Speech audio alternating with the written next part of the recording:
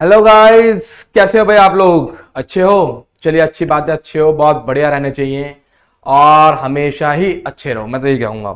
लेकिन भाई, आज की इस वीडियो के अंदर हम लोग आपको वो समझाने वाले हैं जो शायद एक क्लास 11 का क्या एकदम बिल्कुल आधार है। आधार मतलब क्या है? बेस है। ठीक है, ठीक है। तो भाई बेस है, तो आइए सर, ये बेस क्या है क्या नहीं है। चैप्टर का नाम भाई क्या है? Basic accounting terms. जी हाँ, टॉपिक का नाम क्या बेटा? Basic accounting terms. सर, ये बेसिक अकाउंटिंग टर्म्स क्या होता है मैं आपको समझाना चाहता हूँ। जब आप लोग छोटी क्लास के बच्चे थे तो आपको किसी टीचर ने बताया था कि ए फॉर एप्पल होता है, बी फॉर बॉल होता है। तो आपने उससे कुछ बोला था?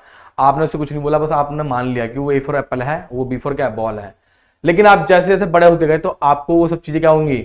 समझ में आने लग गए कि हाँ, हमारे टीचर्स ने हमारे से ऐसा क्यों कहा था कि ए फॉर एप्पल क्यों होता है, क्योंकि आज उन सभी शब्दों के मीनिंग आपको समझ में आने स्टार्ट हो चुके हैं। तो भाई यही बात है अकाउंटेंसी की भी, कि अकाउंटेंसी को करने से पहले आप इसकी एबीसीडी सीख लो। आप जान लो कि आप किन किन शब्दों से आगे चल के रूबरू होने वाले हो। वो कौन कौन सी चीजें हैं जो आपको आगे चल के दिक्कत देंगी, वो कौन कौन से शब्द हैं जो आपको बार बार टीज करेंगे, छेड़ेंगे। तो आज मैं उन्हीं शब्दों के बारे में बातचीत करूंगा, क्योंकि भाई इन शब्दों को समझने के बाद आपके लिए अकाउंटेंसी बहुत क्या हो जाएगा? ईजी हो जाएगा। ठीक है भाइयों, तो चलिए शुरुआत करता हूं मैं आज की इस वीडियो के अंदर। देखिए क्या कहता है भाई। सबसे पहले आ जा भाई। हाँ, सबसे पहले मैंने क्या लिखा यहाँ पे? Financial transaction. क्या लिखा मेरे बच्चे? Financial transaction. अब आप कहोगे सर फाइनेंशियल ट्रांजेक्शन क्या होता है? फाइनेंशियल बेसिकली हम लोग अगर बात करें तो सिर्फ हम किसकी बात करेंगे? फाइनेंशियल की बात करेंगे। बेटा, फाइनेंशियल का जो प्योर मीनिंग होता है दैट इज कॉल्ड क्या बच्चे? In term of money. जी हाँ, that is called in terms of क्या मेरे बेटा? मनी। जी हाँ, जिसको हम लोग मनी में मेजरमेंट कर सकते हैं दैट इज कॉल्ड क्या बच्चे? Financial transaction. अब ट्रांजेक्शन का मीनिंग क्या होता है? सर, ट्रांजेक्शन का मीनिंग क्या होता है? लेन देन। क्या मीनिंग होता है बेटा? हाँ जी, लेन देन। तो आप लोगों ने ये समझ लिया कि एक ऐसा लेन देन होगा, एक इस प्रकार का लेन देन होगा जो कि किसकी फॉर्म में होगा? मनी की फॉर्म में होगा। अब हम लेन देन क्यों करेंगे? अगर हम लेन देन करेंगे तो किस चीज का करेंगे? मैं यहां पर बात करूंगा बिजनेस के पॉइंट ऑफ व्यू से। तो कहता है कि फाइनेंशियल ट्रांजेक्शन का मीनिंग क्या था? क्या रखा है? एक्सचेंज। जी हाँ, कहता है मेरे बेटे एक्सचेंज ऑफ, जी बिल्कुल सही, गुड्स एंड क्या लिखा मैंने यहां पे? सर्विसेज। गुड्स एंड क्या आएगा? सर्विसेज इन टर्म्स ऑफ, बोलो क्या आएगा? मनी। जी, इन टर्म्स ऑफ क्या आएगा? मनी। जब हम लोग गुड्स और सर्विस का एक्सचेंज करते हैं, किसके बदले? इन टर्म ऑफ क्या? मनी के बदले। दैट इज कॉल्ड क्या मेरे बच्चे? हाँ, क्या बोलेंगे इसको हम? Financial transaction. ठीक है जी। तो इसका मतलब हमें ये चीज तो क्लियर हो चुकी है कि गुरुजी फाइनेंशियल ट्रांजेक्शन क्या होती है? गुड्स और सर्विस का एक्सचेंज, किसके बदले? पैसे के बदले। या तो मैं गुड्स को बेचूंगा या फिर मैं क्या करूंगा? खरीदूंगा। या तो मैं सर्विस को प्रोवाइड करूंगा या फिर मैं सर्विस को लूंगा। दोनों ही सूरतों में सर हम लोग क्या करेंगे? इन चीज का आदान प्रदान करेंगे। किस फॉर्म में? पैसे के फॉर्म में। तो इस ट्रांजेक्शन को हम क्या कहते हैं? फाइनेंशियल ट्रांजेक्शन कहते हैं। चलिए आगे आइए। आगे हम बात करेंगे सर क्या? एक वर्ड लिखा मैंने यहाँ पे, क्या? Business transaction. अब आपके दिमाग में आ रहा होगा कि बिजनेस ट्रांजेक्शन और फाइनेंशियल ट्रांजेक्शन में डिफरेंस क्या होता है। फाइनेंशियल ट्रांजेक्शन कोई भी कर सकता है, सुनना ध्यान से। मैं भी फाइनेंशियल ट्रांजेक्शन कर सकता हूं, आप भी कर सकते हो। अगर आप एक स्टेशनरी वाले के पास जाते हो और बोलते हो कि भैया 5 रुपए का पेन दे दो, तो उसने आपको जो पेन दिया और उस पेन के बदले आपने उसको क्या दे दिया?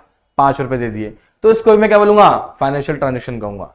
लेकिन आपने वो पेन एक यूज करने के पर्पज से क्या करा है? परचेस किया है। तो जो पेन आपने यूज करने के पर्पज से परचेस किया है, ठीक है, ठीक है, उसको मैं बिजनेस ट्रांजेक्शन नहीं कहूंगा। बेसिकली फाइनेंशियल ट्रांजेक्शन तो हुआ पर बिजनेस नहीं हुआ, क्योंकि आप उस पेन को परचेस कर रहे हो, बिजनेस के पर्पज से परचेज नहीं कर रहे हो। अब हमारे सामने एक शब्द आया, ध्यान सुनना मेरी बात को। हमारे सामने शब्द कौन सा है? बिजनेस। क्या लिखा मैंने यहाँ पे? बिजनेस। अब आप सोचेंगे सर ये बिजनेस क्या होता है? मैं समझाता हूं। बिजनेस एक मेरे बच्चे क्या होती है? एक रेगुलर एक्टिविटी होती है। सुनना ध्यान से, एक कैसी एक्टिविटी होती है? रेगुलर एक्टिविटी होती है इन टर्म ऑफ मनी। ठीक है नहीं, इन टर्म्स ऑफ क्या आएगा? मनी। फॉर प्रॉफिट क्या आएगा? पर्पस। फॉर क्या? Profit purpose. जी हाँ, यानी कि अब आपको समझ में आ गया ये एक ऐसी एक्टिविटी है जो आप लोग रेगुलर बेसिस पे करते हो। अब रेगुलर बेसिस और इरेगुलर बेसिस क्या होते हैं? रेगुलर बेसिस में आपको समझाना चाहूंगा मेरे भाई, ध्यान सुनिए मेरे भाई। क्या कि अगर मान लो आपने क्लास 10 पास कर ली, अब क्या हो? क्लास 11th में आने वाले हो। आप एक काम करोगे, क्या काम करोगे मेरे बच्चे, कि कहीं ना कहीं आप सारी चीजों को क्या करोगे बेटा, जो आपके रजिस्टर रजिस्टर बचे हुए पुरानी चीजें, जो भी आपकी कॉपी किताबें बची हुई हैं, मतलब किताब बुक्स तो नहीं, खैर आप मेनली बच्चा क्या करता है, रजिस्टर को बेचता है। जैसे मैं भी था, जब मैं क्लास 10 के अंदर था, तो जब मैं पास हुआ तो मैंने क्या करा, जो पुराने रजिस्टर थे ना वो सारे मैंने कबाड़ी वाले को बेच दिए। आज मैंने कबाड़ी वाले को सारे रजिस्टर बेच दिए, तो भाई क्या हुआ, उसने मुझे कुछ पैसे दिए, उसका मैंने गोला खा लिया। अच्छा, कभी कभी मैं गोला खाता था तो कभी कभी गोला नहीं खाता था। अच्छा, मैंने क्या काम करा, वो रजिस्टर बेचे 50 रुपए के सारे, मतलब इतने सारे खट्टे रजिस्टर थे, सब बेच दिए। अब मेरे पास 50 रुपए आए, तो मैं अपनी मम्मी के पास गया, मैंने बोला मम्मी मम्मी देखो आज मैंने क्या करा, 50 रुपये का बिजनेस करा। तो मेरी मम्मी ना कॉमर्स साइड से पढ़ी हुई थी, उन्होंने मेरे रैपट मारा। अब मैं तो 10th क्लास में था, उन्होंने रैपट मारा और मुझे समझाया बेटा ये बिजनेस नहीं है, ये एक फाइनेंशियल ट्रांजेक्शन है। मैंने मतलब, उन्होंने बोला तूने उसको सामान बेचा, मैंने कहा हाँ मैंने मम्मी बेचा। ठीक है, तेरे पास पैसे आए, कह रहा हाँ आए। क्या तू रोजाना सामान बेचता है, क्या तू रोजाना सामान कबाड़ी वाले को सामान बेचता है? मैंने कहा मम्मी नहीं, रोज रोज तो नहीं बेचता, मैं कभी कभी बेचता हूँ, और बल्कि मैं साल में एक बार ही बेचता हूँ। तो मम्मी ने मुझे ये समझाया कि बेटे आप लोग जो रेगुलर बेसिस पर एक्टिविटी करते हो प्रॉफिट के पर्पज से, दैट इज कॉल्ड मेरे बच्चे फाइनेंशियल ट्रांजेक्शन। ठीक है, ठीक है, प्रॉफिट के पर्पज से। अगर मान ले तेरे को बेचने पर प्रॉफिट हो भी रहा है, अगर किसी चीज को बेचने पर तुझे प्रॉफिट हो भी रहा है, लेकिन ये देखना पड़ेगा क्या वो प्रॉफिट तेरा वन टाइम प्रॉफिट है या फिर रेगुलर प्रॉफिट है। अगर रेगुलर हुआ तो बिजनेस कहलाएगा, और वन टाइम हुआ सिर्फ क्या कहलाएगा, वो फाइनेंशियल कहलाएगा। तो यहीं पर वाली बात बोली गई है कि बिजनेस ट्रांजेक्शन वो ट्रांजेक्शन होती है मेरे बच्चे, क्या रखा, it is a financial transaction और एन इकोनॉमिक इवेंट। ठीक है, एक इकोनॉमिक इवेंट है जो कि एक्सप्रेस होता है किसमें, इन टर्म ऑफ क्या, मनी, जिसको हम मनी की फॉर्म में एक्सप्रेस कर सकते हैं। ठीक है जी, which is brings in the change of the financial position of क्या, एन एंटरप्राइज, मतलब वो किसी एंटरप्राइज, किसी व्यवसाय के फाइनेंशियल पोजीशन में क्या लाएगा, चेंजेस लेके आएगा। अब तुम सोचोगे सर जी व्यवसाय के फाइनेंशियल पोजीशन में चेंजेस लाने का मतलब, समझो, आओ सीखो। मान लो मैंने 10 पेन खरीदे, ठीक है भाई, 10 पेन खरीदे मैंने, कितने के, 100 रुपए के। तो इसका मतलब क्या हो गया, 100 रुपए इसके। ठीक है, इसका मतलब ये हो गया गुरुजी कि मेरे को जो एक पेन है वो कितने का पड़ गया सर, मुझे पड़ गया वो 10 रुपए का। कितने का पड़ गया, 10 रुपए का। अब मैंने ये इस एक पेन को 10 रुपए के बजाय कितने में बेच दिया, 12 रुपए में बेच दिया। तो मेरे भाई मुझे प्रॉफिट कितने का हुआ, 2 रुपए का प्रॉफिट हुआ। तो भाई कहीं ना कहीं मेरी बात सुनो, खरीदने के बाद मैंने बेचा, तो इससे फर्क क्या पड़ा, इससे फर्क ये पड़ा कि मेरे को 2 रुपए का क्या हुआ, एक प्रॉफिट हो गया। प्रॉफिट हो गया, नहीं हो गया। अब इसका मतलब मेरी जो पोजीशन है वो 2 रुपए से क्या गई, और इंक्रीज हो गई। ये तो जर्नल टर्म हो गया 2 रुपए। तो भाई 200 करोड़ होता है, 2000 करोड़ होता है, और 2 लाख करोड़ भी होता है अंबानी अडानी जैसे लोगों के लिए। तो इसका मतलब सर जी ये हो गया कि बिजनेस ट्रांजेक्शन वो ट्रांजेक्शन होती है जिसके अंदर exchange of goods and service होगा, लेकिन सर ये साथ ही साथ एक ऐसा इकोनॉमिक इवेंट है जो कि बिजनेस की फाइनेंशियल पोजीशन को इफेक्ट करता है। फाइनेंशियल पोजीशन का मतलब क्या होता है, जो पैसे में हम जिसको माप सकते हैं।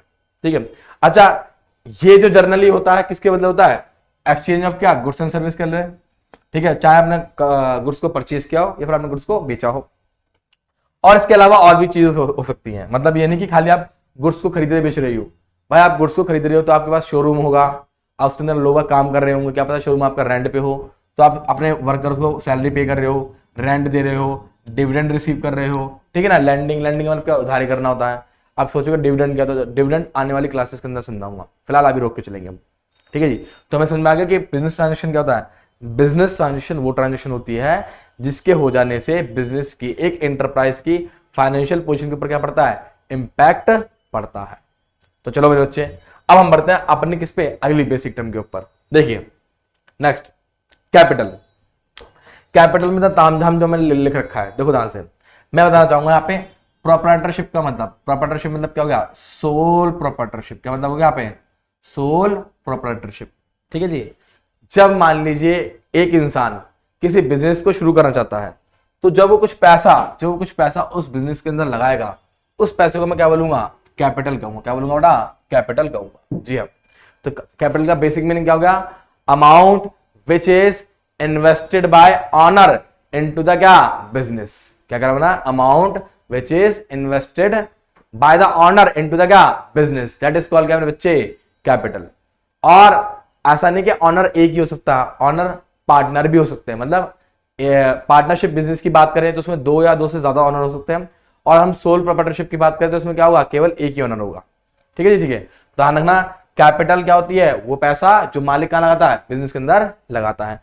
लेकिन बिजनेस के अंदर लगाता है किस पर्पज से, बोलो सर, उसका जो मेन पर्पस होता है मेरे बेटे, ध्यान सुनना, जो उसका मेन पर्पस होता है सर कौन सा होता है, वो होता है मेरे बेटा प्रॉफिट पर्पस। क्या लिखा है मेरा पे, प्रॉफिट पर्पस। और इस बात को ध्यान सुनना, क्या, जब जब उसको प्रॉफिट होगा तो उसकी जो कैपिटल है वो क्या हो जाएगा मेरे बच्चे, इंक्रीज। लेकिन अगर इन केस उसको क्या हो गया, लॉस हो गया, तो उसकी कैपिटल मेरे बच्चे क्या हो जाएगी बताओ, डिक्रीज। क्या हो जाएगी, डिक्रीज। ठीक है ना, यानी कि प्रॉफिट के हो जाने से कैपिटल बढ़ जाती है और लॉस हो जाने से कैपिटल घट जाती है। अच्छा, इसका एक नाम और है, इसका नाम क्या है मेरे बेटे, इसका एक नाम और है, इसका नाम है मेरे बच्चे क्या, ऑनर इक्विटी। इसको हम क्या बोलेंगे, ऑनर इक्विटी कहेंगे। साथ ही साथ इसका एक नाम और है नेटवर्थ। क्या बोलेंगे फिर, नेटवर्थ। ठीक है, अब ये नेटवर्थ क्या होती है, मतलब नेटवर्थ का मतलब होता है वास्तव में कितना पैसा एक्चुअली में लगा हुआ है। तो इसको ना आप ऐसे हटाओ, ये थोड़ा गलत लिखा हुआ है, इसको ऐसे लिखेंगे, इसे लिखेंगे that is capital equals to में क्या आएगा, टोटल असेट्स, ध्यान सुनना, जी हाँ, माइनस के आउटसाइड लायबिलिटी। जी बिल्कुल सही, ठीक है मेरे भाई।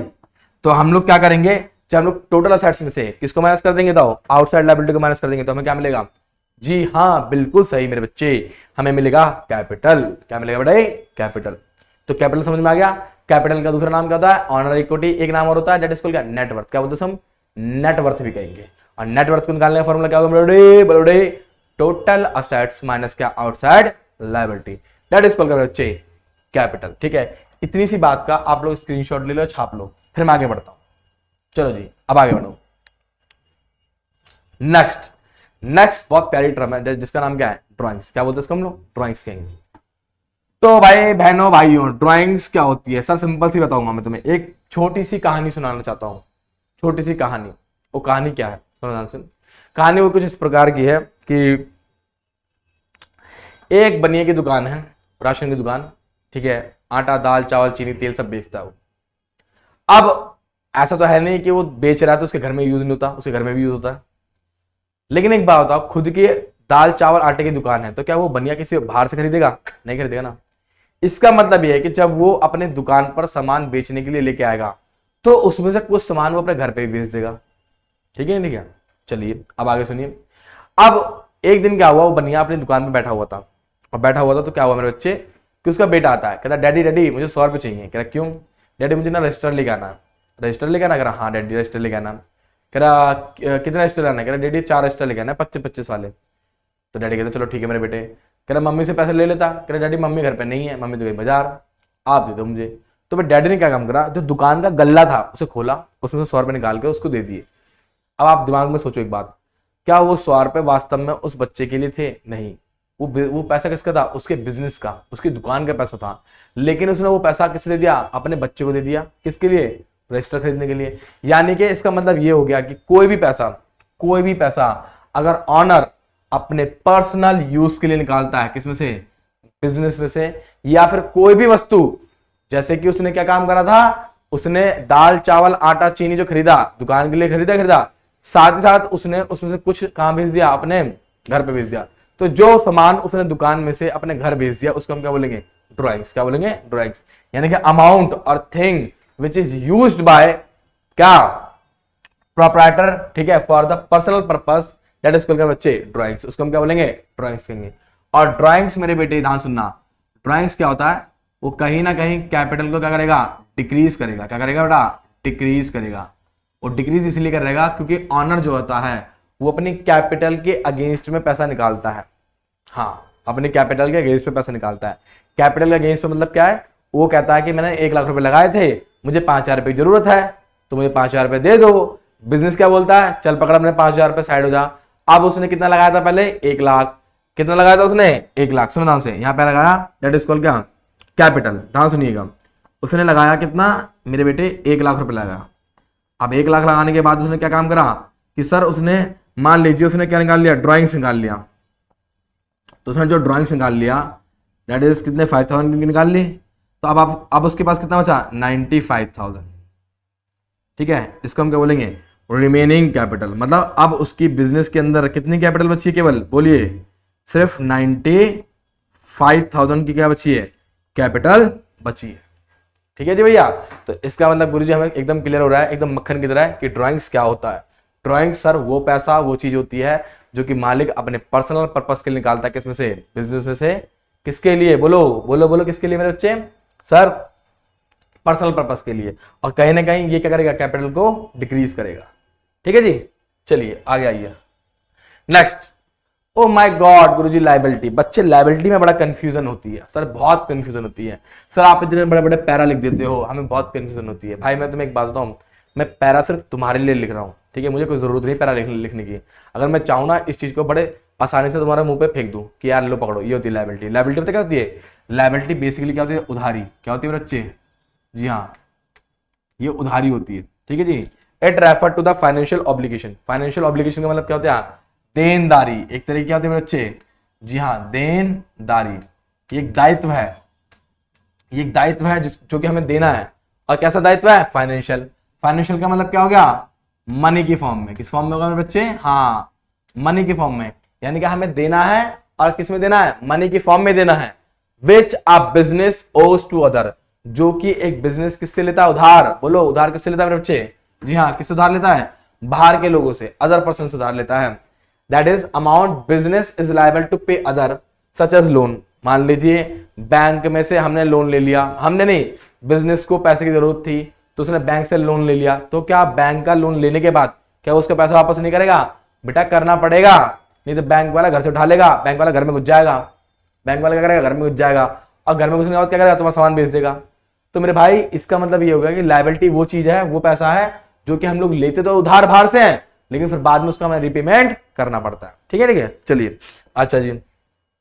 और ऐसा नहीं कि सिर्फ बैंक से लोन ले सकते हैं, हम लोग गुड्स को भी क्या कर सकते हैं बेटा, उधारी में परचेज कर सकते हैं। जी हाँ, हम लोग गुड्स को भी उधारी में परचेज कर सकते हैं। अब तुम्हारे दिमाग में एक बात आएगी, सर हम लोग गुड्स को उधारी में परचेज कर सकते हैं, सर जी कैसे, मैं समझाता हूँ, देखो ध्यान से। पहली बात तो देखो गुड्स क्या होता है, समझो ध्यान से, इस चीज को समझना। सर मेरे बेटे ये एक होता है टेंजिबल आइटम। क्या होता है बच्चे, टेंजिबल आइटम।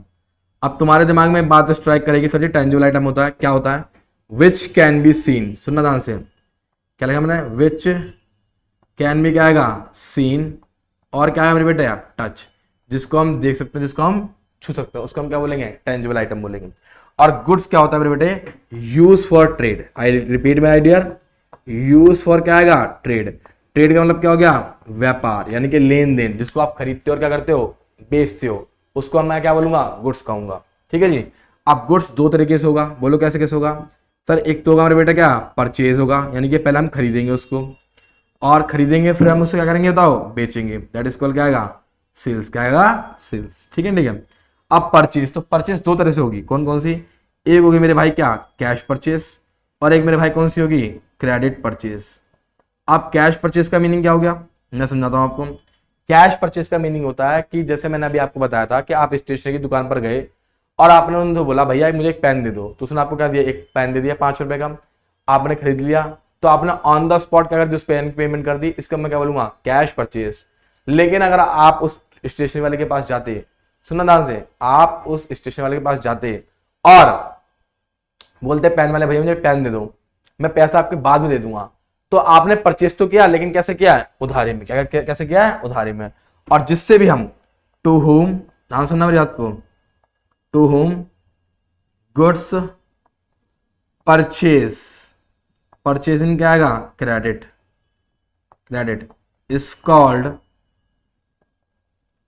क्या आएगा मेरे बच्चे, सप्लायर। क्या कहलाएगा इसे, जी हाँ, सप्लायर। और क्या बोलेंगे उसको हम, क्रेडिटर कहेंगे। क्या कहेंगे, हाँ जी हाँ, क्रेडिटर्स। ठीक है, ठीक है।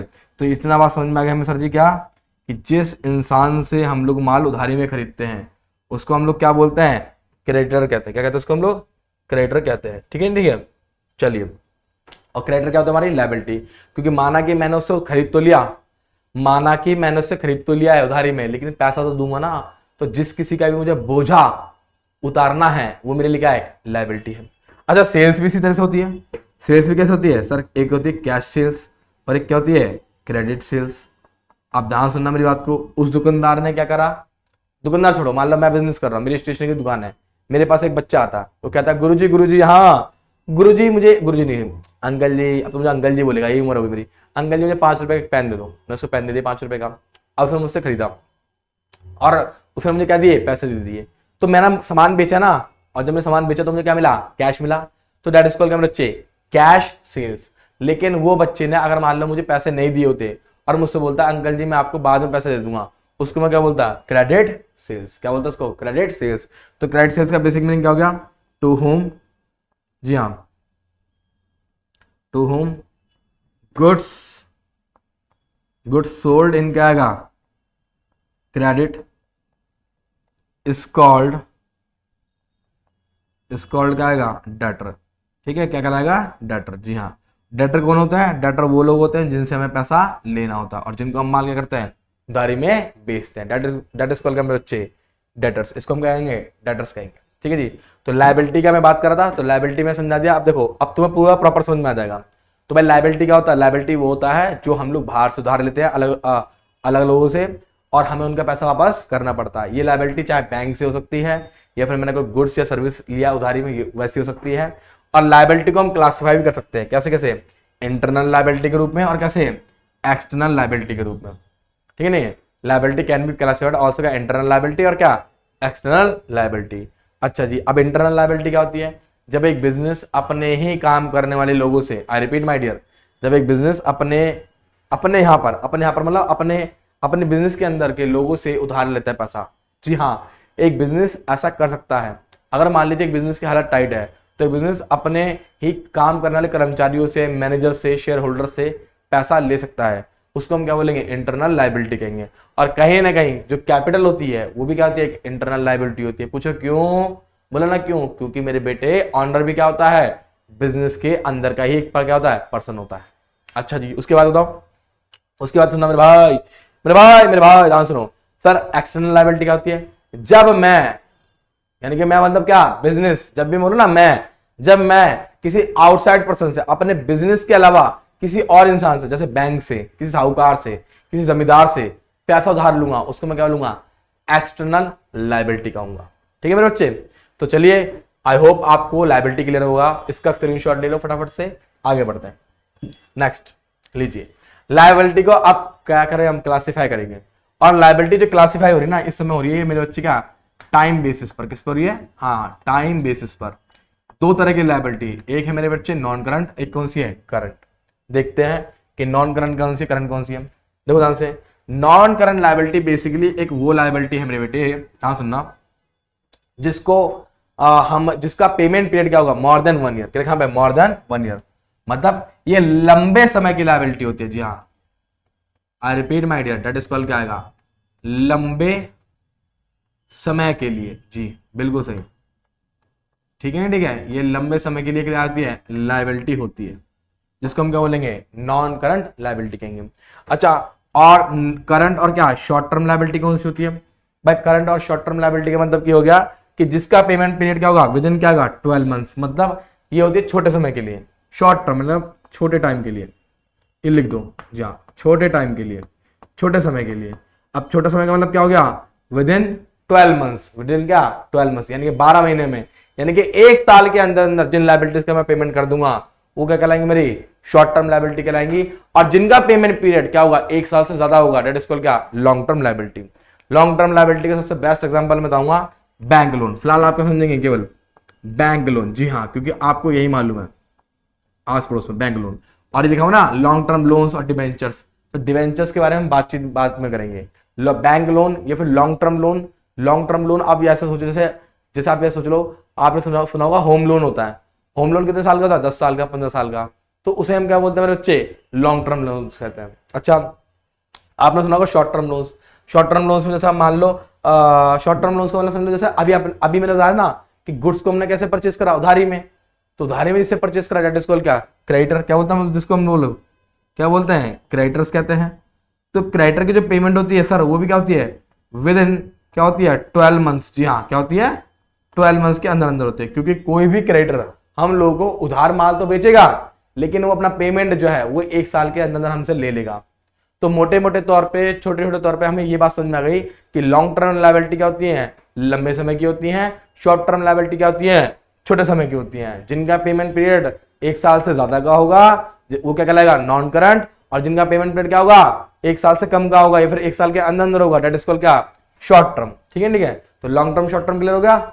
चलो अच्छी बात है, बहुत बढ़िया। यार ऐसे बच्चे मुझे चाहिए जो मेरी बात को बिना चू चपड़ करे एकदम सुने।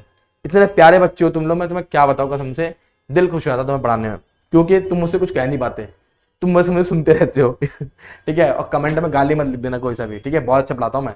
ठीक है, अभी तुम्हें टैलेंट देखने को मिलेगा मेरा, बहुत बड़े टैलेंटेड हूँ। चलो आ गया हूँ, आगे बढ़ते हैं। आइए नेक्स्ट देखिए क्या कहता है हमारे से। ओ माय गॉड असेट्स आ गया। ओ माय गॉड गुरुजी असेट आ गया। ओ भाई साहब, अब असेट्स बड़ी तगड़ी चीज है। असेट्स का बेसिक मीनिंग क्या होता है यार? सिंपल सी बात है, दैट इज कॉल्ड प्रॉपर्टी। इसको हम संपत्ति कह सकते हैं। जी हाँ, संपत्ति क्या कह सकते हैं? संपत्ति। जी हाँ, पति पत्नी नहीं है, दैट इज कॉल्ड क्या? संपत्ति। संपत्ति मतलब जिसको आप लोग एक्वायर करते हो, किस पर्पज से? बिजनेस को चलाने के पर्पज से, यानी कि operating revenue, earn operating revenue, earn. जी हाँ, मतलब अर्न मतलब कमाना, और क्या कमाना? ऑपरेटिंग रिवेन्यू कमाना। ठीक है जी, ठीक है। आप इसको बिजनेस को चलाने के पर्पज से क्या करते हो? हाँ, एक्वायर। एक्वायर मतलब क्या होता है? प्राप्त करना है। फिर क्या कहते हो? क्या क्या कह सकते हो उसको? खरीदना। दैट इज कॉल्ड क्या बच्चे? हाँ, असेट। क्या कहलाएगा ये? असेट। अच्छा, असेट्स की भी 3 कैटेगरी है।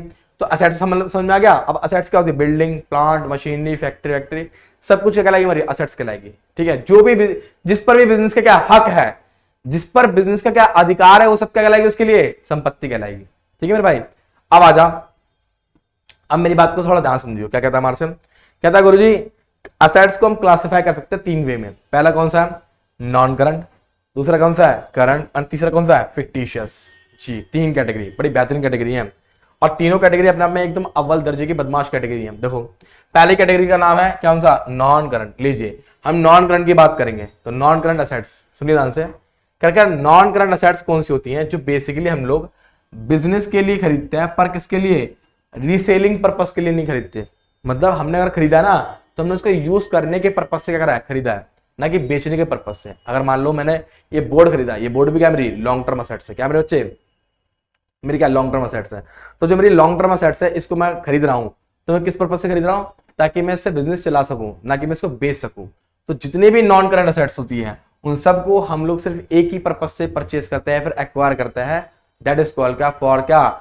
जनरेटिंग रिवेन्यू, या फिर कह लो क्या? Business purpose. जी हाँ, ये रहा, टू इंक्रीज क्या? Earning capacity. ठीक है, और किसके लिए? बिजनेस के ऑपरेशंस के लिए। यानी कि सर क्लियर हो चुका है कि नॉन करंट असेट्स हमें बिजनेस के नॉर्मल ऑपरेशंस के लिए होती हैं। साथ ही साथ इसका पर्पस क्या होता है? इसको हमें बेचना नहीं है, इसको हमें यूज करके अपनी अर्निंग को कमाना है। और इसको हम लोग और भी क्लासिफाई कर सकते हैं। कैसे कैसे? 2 तरह से। एक है फिक्स असेट्स, ठीक है। दूसरा क्या है बच्चे? मतलब ऐसे दूसरा क्या है? Non current investment, long term loans and advances and other क्या? Non current assets. अब तुम्हारे दिमाग में एक बात स्ट्राइक करेगी, गुरुजी कैसा बोल रहे हो? फिक्स असेट्स क्या होती है? नॉन करंट इन्वेस्टमेंट क्या होती है? लॉन्ग टर्म लोन्स क्या होते हैं? एडवांसेस क्या होते हैं? है ना भाई, देखो जिस प्रकार से हम लोग उधारी लेते थे, तो क्या पता कोई हमसे उधार ले ले, है ना। जैसे मैंने उधार लिया,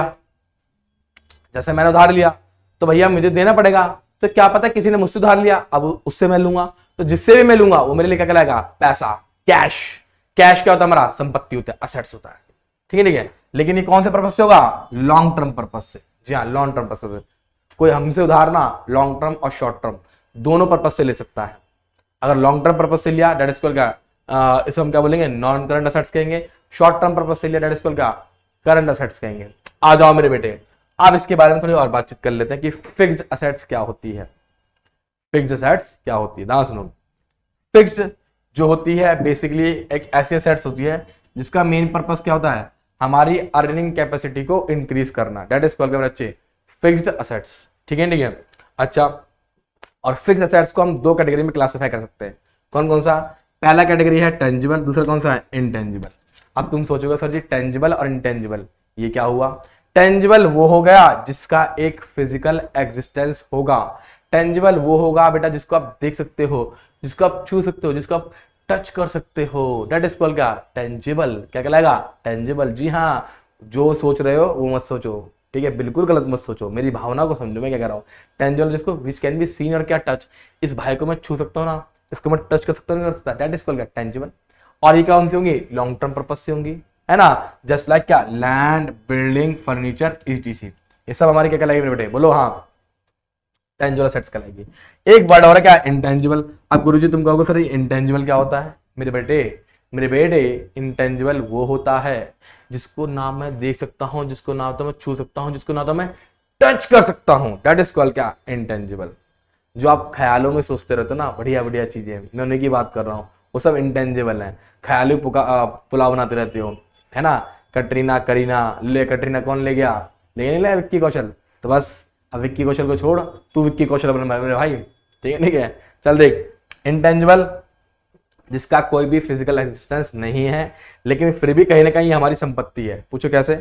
जैसे नाम, गुडविल, जी हाँ, सबसे बेस्ट एग्जांपल क्या है, गुडविल है। गुडविल का मतलब सर क्या हो गया, रेपुटेशन ऑफ बिजनेस। लीजिए आइए बातचीत करते हैं इसके बारे में, हम लोग थोड़ी सी बातचीत करेंगे। गुडविल क्या होता है सर, दैट इज कॉल्ड क्या आएगा, रेपुटेशन ऑफ क्या आएगा, बिजनेस। यानी कि बिजनेस की रेपुटेशन को हम लोग क्या बोलेंगे बताओ, गुडविल कहेंगे। अब तुम सोचोगे बिजनेस की रेपुटेशन भला उसकी संपत्ति कैसे हो सकती है, क्यों नहीं हो सकती भाई, क्यों नहीं हो सकती? एक बात बताओ मेरे को, अब यार डोमिनोज वाले ने जो नाम कमाया है, अगर मान लो तुमको उसको फ्रेंचाइजी खरीदनी हो तो भाई वो अपना नाम बेचेगा नहीं बेचेगा? यहाँ जैसे बहुत से आपने सुने होंगे, एप्पल ले लो, सैमसंग ले लो। अगर तुम्हें सैमसंग का शोरूम खरीदना है, सॉरी खरीदना कर रहा हूँ, खोलना है, तो आपको उसकी फ्रेंचाइजी खरीदनी पड़ेगी। मैकडी ओपन हो रहा है, मैकडी स्विट्जरलैंड का है, स्विट्जरलैंड का मैकडी क्या यहीं चल रहा है? अबे क्या स्विट्जरलैंड वाले लोग काम कर रहे हैं? हमारे लोगों ने क्या करा, सिर्फ वहां के लिए फ्रेंचाइजी को परचेस किया, और आज की डेट में इंडिया के बहुत सारे हजारों लोगों का मिल रहा है, रोजगार मिल रहा है। तो इसका मतलब ये हो गया कहीं ना कहीं हम लोग नाम परचेस करते हैं, और नाम क्या होता है, किसी की गुडविल होती है। और नाम जब वो अपना नाम बेच पा रहा है तभी तो कैश में कन्वर्ट हो पा रहा है। इसीलिए यहाँ पे देखो क्या लिखा हुआ है कि assets which do not have the physical existence and can not be seen और क्या टच आर टर्म्ड एज क्या, इंटेंजिबल असेट्स, ठीक है। और इसको हम रीसेल कर सकते हैं, मतलब इसको सर रीसेल नहीं, इसको हम रिलीज कर सकते हैं। रिलीज मतलब इसको हम बेच सकते हैं। कैन बी सोल्ड, जी हाँ, कैन बी सोल्ड। और कैन बी सोल्ड का मतलब ये हो गया, ऐसा नहीं कि जब मर्जी बेच देंगे, जब बिजनेस को लगेगा कि उसकी हालत बहुत टाइट है, उसकी एसएससी हो रही है, तब वो कहीं ना कहीं इस संपत्ति को बेचने की कोशिश करेगा, अदरवाइज वो बेसिस नहीं करता, ठीक है, ठीक है। अच्छा एक शब्द और लिखा हुआ आपके सामने क्या, पेटेंट्स। चलिए पेटेंट्स के बारे में बातचीत कर लेते हैं। मुझे मालूम है तुम बाद में कहोगे गुरुजी आपने पेटेंट्स नहीं बताया। भाई साहब पेटेंट्स सुन लो ध्यान। पेटेंट्स क्या होता है, पेटेंट्स बेसिकली होता है जैसे दैट इज कॉल्ड क्या आएगा, इन्वेंशन पैटर्न कह लो, इन्वेंशन क्या कह लो, इन्वेंशन रजिस्ट्रेशन। हाँ इसको आप ऐसे कर सकते हो, इन्वेंशन क्या, रजिस्ट्रेशन। इन्वेंशन रजिस्ट्रेशन का मतलब क्या हो गया, इन्वेंशन रजिस्ट्रेशन का मतलब मेरे भाई ये हो गया कि जैसे मान लो किसी ने कोई चीज बनाई है, एक नई चीज बनाई है। अब किसी ने इस बोर्ड को बनाया तो होगा, इलेक्ट्रिक बोर्ड को, किसी ने कैमरा तो बनाया होगा, किसी ने टीवी तो बनाया होगा। तो जिस इंसान ने टीवी बनाया, कैमरा बनाया, वैक्सीन बनाई, कोई दवाई बनाई, कुछ बनाया, एक ऐसी चीज बनाई जो पहले नहीं थी परंतु अब है, तो वो उसका रजिस्ट्रेशन करवाता है। तो उस रजिस्ट्रेशन को हम क्या बोलते हैं, पेटेंट्स कहते हैं। क्या कहते हैं बेटा, पेटेंट्स कहते हैं, ठीक है, ठीक है। तो पेटेंट्स मेरे बच्चे क्या होते हैं, पेटेंट्स वो होते हैं कि जो लोग हम लोग नई चीजों को इन्वेंट करते हैं और इन्वेंट करने के बाद उसको मार्केट में बेचने जाते हैं। तो बेचने से पहले हम उसका जो इन्वेंशन का जो तरीका है उसको हम लोग क्या करवाते हैं, रजिस्ट्रेशन करवा लेते हैं, ताकि कोई और इंसान हमारे प्रोडक्ट को कॉपी करके ना बेच पाए। हाँ इसीलिए तो इसको पेटेंट्स को हम क्या बोलते हैं, संपत्ति कहते हैं, क्योंकि रजिस्ट्रेशन करवा लिया, अब उस इन्वेंशन पर सिर्फ और सिर्फ मेरा अधिकार होगा। जी हाँ वो सिर्फ मेरी होगी और मैं उसका रहूंगा, मैं उसको बेच दूंगा। बेचने का मतलब उसको बेच दूंगा, मतलब सामान बेच दूंगा भाई, ठीक है। तो पेटेंट्स क्या होता है जी, इन्वेंशन का रजिस्ट्रेशन करवाना, ठीक है जी। चलिए आइए नाउ नेक्स्ट आगे बढ़ते हैं। Oh my Guruji, non current assets क्या कहलाया मैंने, करंट असेट्स। अब तुम्हारे दिमाग में बात चलेगी करंट असेट्स क्या होता है ना। करंट असेट्स क्या होता है भाई, करंट असेट्स वो असेट्स होती है जिसको मैं कन्वर्ट कर सकता हूं विद इन क्या, विद इन 1 ईयर क्या, कैश में। जिस संपत्ति को मैं कैश में कन्वर्ट कर दूंगा 1 साल के अंदर अंदर, उसको मैं क्या बोलूंगा मेरे बड़े बोलो क्या बोलूंगा, करंट असेट्स कहूंगा। और इसको स्क्रीनशॉट ले लो क्योंकि मैं आपको समझाता हूं क्या है ये current assets. Just like debtors, ठीक है, स्टॉक्स है ना। अब मैं डेटर स्टॉक की बात करूंगा। डेटर स्टॉक क्या हुआ, डेटर्स वो लोग होते हैं जिनको हम माल किसमें बेचते हैं, उधारी में बेचते हैं, क्रेडिट सेल में बेचते हैं। और एक बात बताओ, मैं क्या माल बेचकर 1 साल तक के लिए शांत बैठ जाऊंगा, बिल्कुल नहीं भाई। मैं अपना पैसा वसूल करूंगा और 1 साल के अंदर अंदर वसूल करूंगा। डेट इज कॉल्ड मेरे बच्चे, हाँ डेटर्स, और जिससे भी मैं पैसा 1 साल के अंदर वसूल लूंगा, जिसको भी मैं 1 साल के अंदर कैश में कन्वर्ट कर लूंगा, वो क्या कहलाएगी मेरी, बोलो करंट असेट्स कहलाएगी। ठीक है मेरे भाई, चलिए अच्छी बात है। अच्छा स्टॉक वही माल खरीद कर ले, माल खरीद कर हम ले आए, तो माल खरीद कर लाके क्या हम रख लेंगे उसको? अरे नहीं भाई, उसको हम बेचेंगे, जब बेचेंगे तब कैश में कन्वर्ट होगा तो पैसा आएगा। अब ऐसा तो है नहीं कि माल आज खरीद लिया और 4 साल के बाद उसे माल बेचूंगा, बिल्कुल नहीं, उसको मैं क्या करूंगा, अभी बेचूंगा ऑन द स्पॉट। ठीक है ठीक है। अच्छा चाय पियोगे? 2 मिनट रुक जाओ, 2 मिनट बस, छोटी चाय पी लूँ, है नहीं, आ जाओ। देखो चाय बड़ी मस्त लग रही है, मजा आ गया। देखो भाई, अच्छा जी, प्रीपेड एक्सपेंस के बारे में बातचीत कर लेते हैं। प्रीपेड एक्सपेंस क्या होता है? देखो मैं बताऊँ, प्रीपेड एक्सपेंस पता क्या होता है? सिंपल सी लैंग्वेज में अगर हम प्रीपेड एक्सपेंस को कहें तो ऐसा कह सकते हैं, विच इज नॉट अकर्ड। जी हाँ, विच इज क्या लिखा मैंने यहाँ पे, नॉट क्या लिख दिया, अकर्ड, बट क्या लिख दिया मैंने, पेड। मतलब एक ऐसा खर्चा जो अभी हुआ तो नहीं है परंतु इसका मैंने पेमेंट कर दिया, इसका मैंने पेमेंट कर दिया, डेट इज कॉल्ड क्या बच्चे, प्रीपेड एक्सपेंस। देखो चाय गिर गई मेरी तुम्हारे चक्कर में, जाओ। अब देखो क्या कहता है, जैसे आप लोग ट्यूशन पहुंचे, आप ट्यूशन के फर्स्ट डे पहुंचे और सेकंड डे आपने ट्यूशन की फीस पे कर दी, क्या आपने पूरा महीने पढ़ा? नहीं पढ़ा ना, यानी कि एडवांस पेमेंट, इसको हम क्या बोल सकते हैं, advance payment of any expense, of क्या आएगा, एनी एक्सपेंस। ठीक है ठीक है, एडवांस पेमेंट ऑफ क्या आएगा, एनी एक्सपेंस, यानी कोई भी खर्चा है जिसका आप एडवांस में पेमेंट कर दोगे, that is called prepaid expense. और उसका यूज करंट असेट्स का मतलब क्या होता है, करंट असेट्स का मतलब ये होता है कि आप उसका जो बेनिफिट है, बेनिफिट जो है विद इन 1 ईयर, क्या लिखा मैंने यहाँ पे, विद इन 1 ईयर, आप उसका बेनिफिट 1 साल के अंदर अंदर ले लोगे, दैट इज कॉल्ड मेरे बच्चे करंट असेट्स। ठीक है भाई, ध्यान देना। तो करंट असेट्स समझ में आ गया होगा, कि वो असेट्स, ध्यान रखना, जिसको मैं कन्वर्ट कर सकता हूँ कैश में, दैट इज कॉल्ड क्या बच्चे, करंट असेट्स। और या फिर जिसका मैं बेनिफिट क्या ले लूंगा, 1 साल के अंदर ले लूंगा, दैट इज कॉल्ड क्या, करंट असेट्स। ठीक है भाई, अब आ जाओ नेक्स्ट, ये सबसे बड़ी चिरांद है।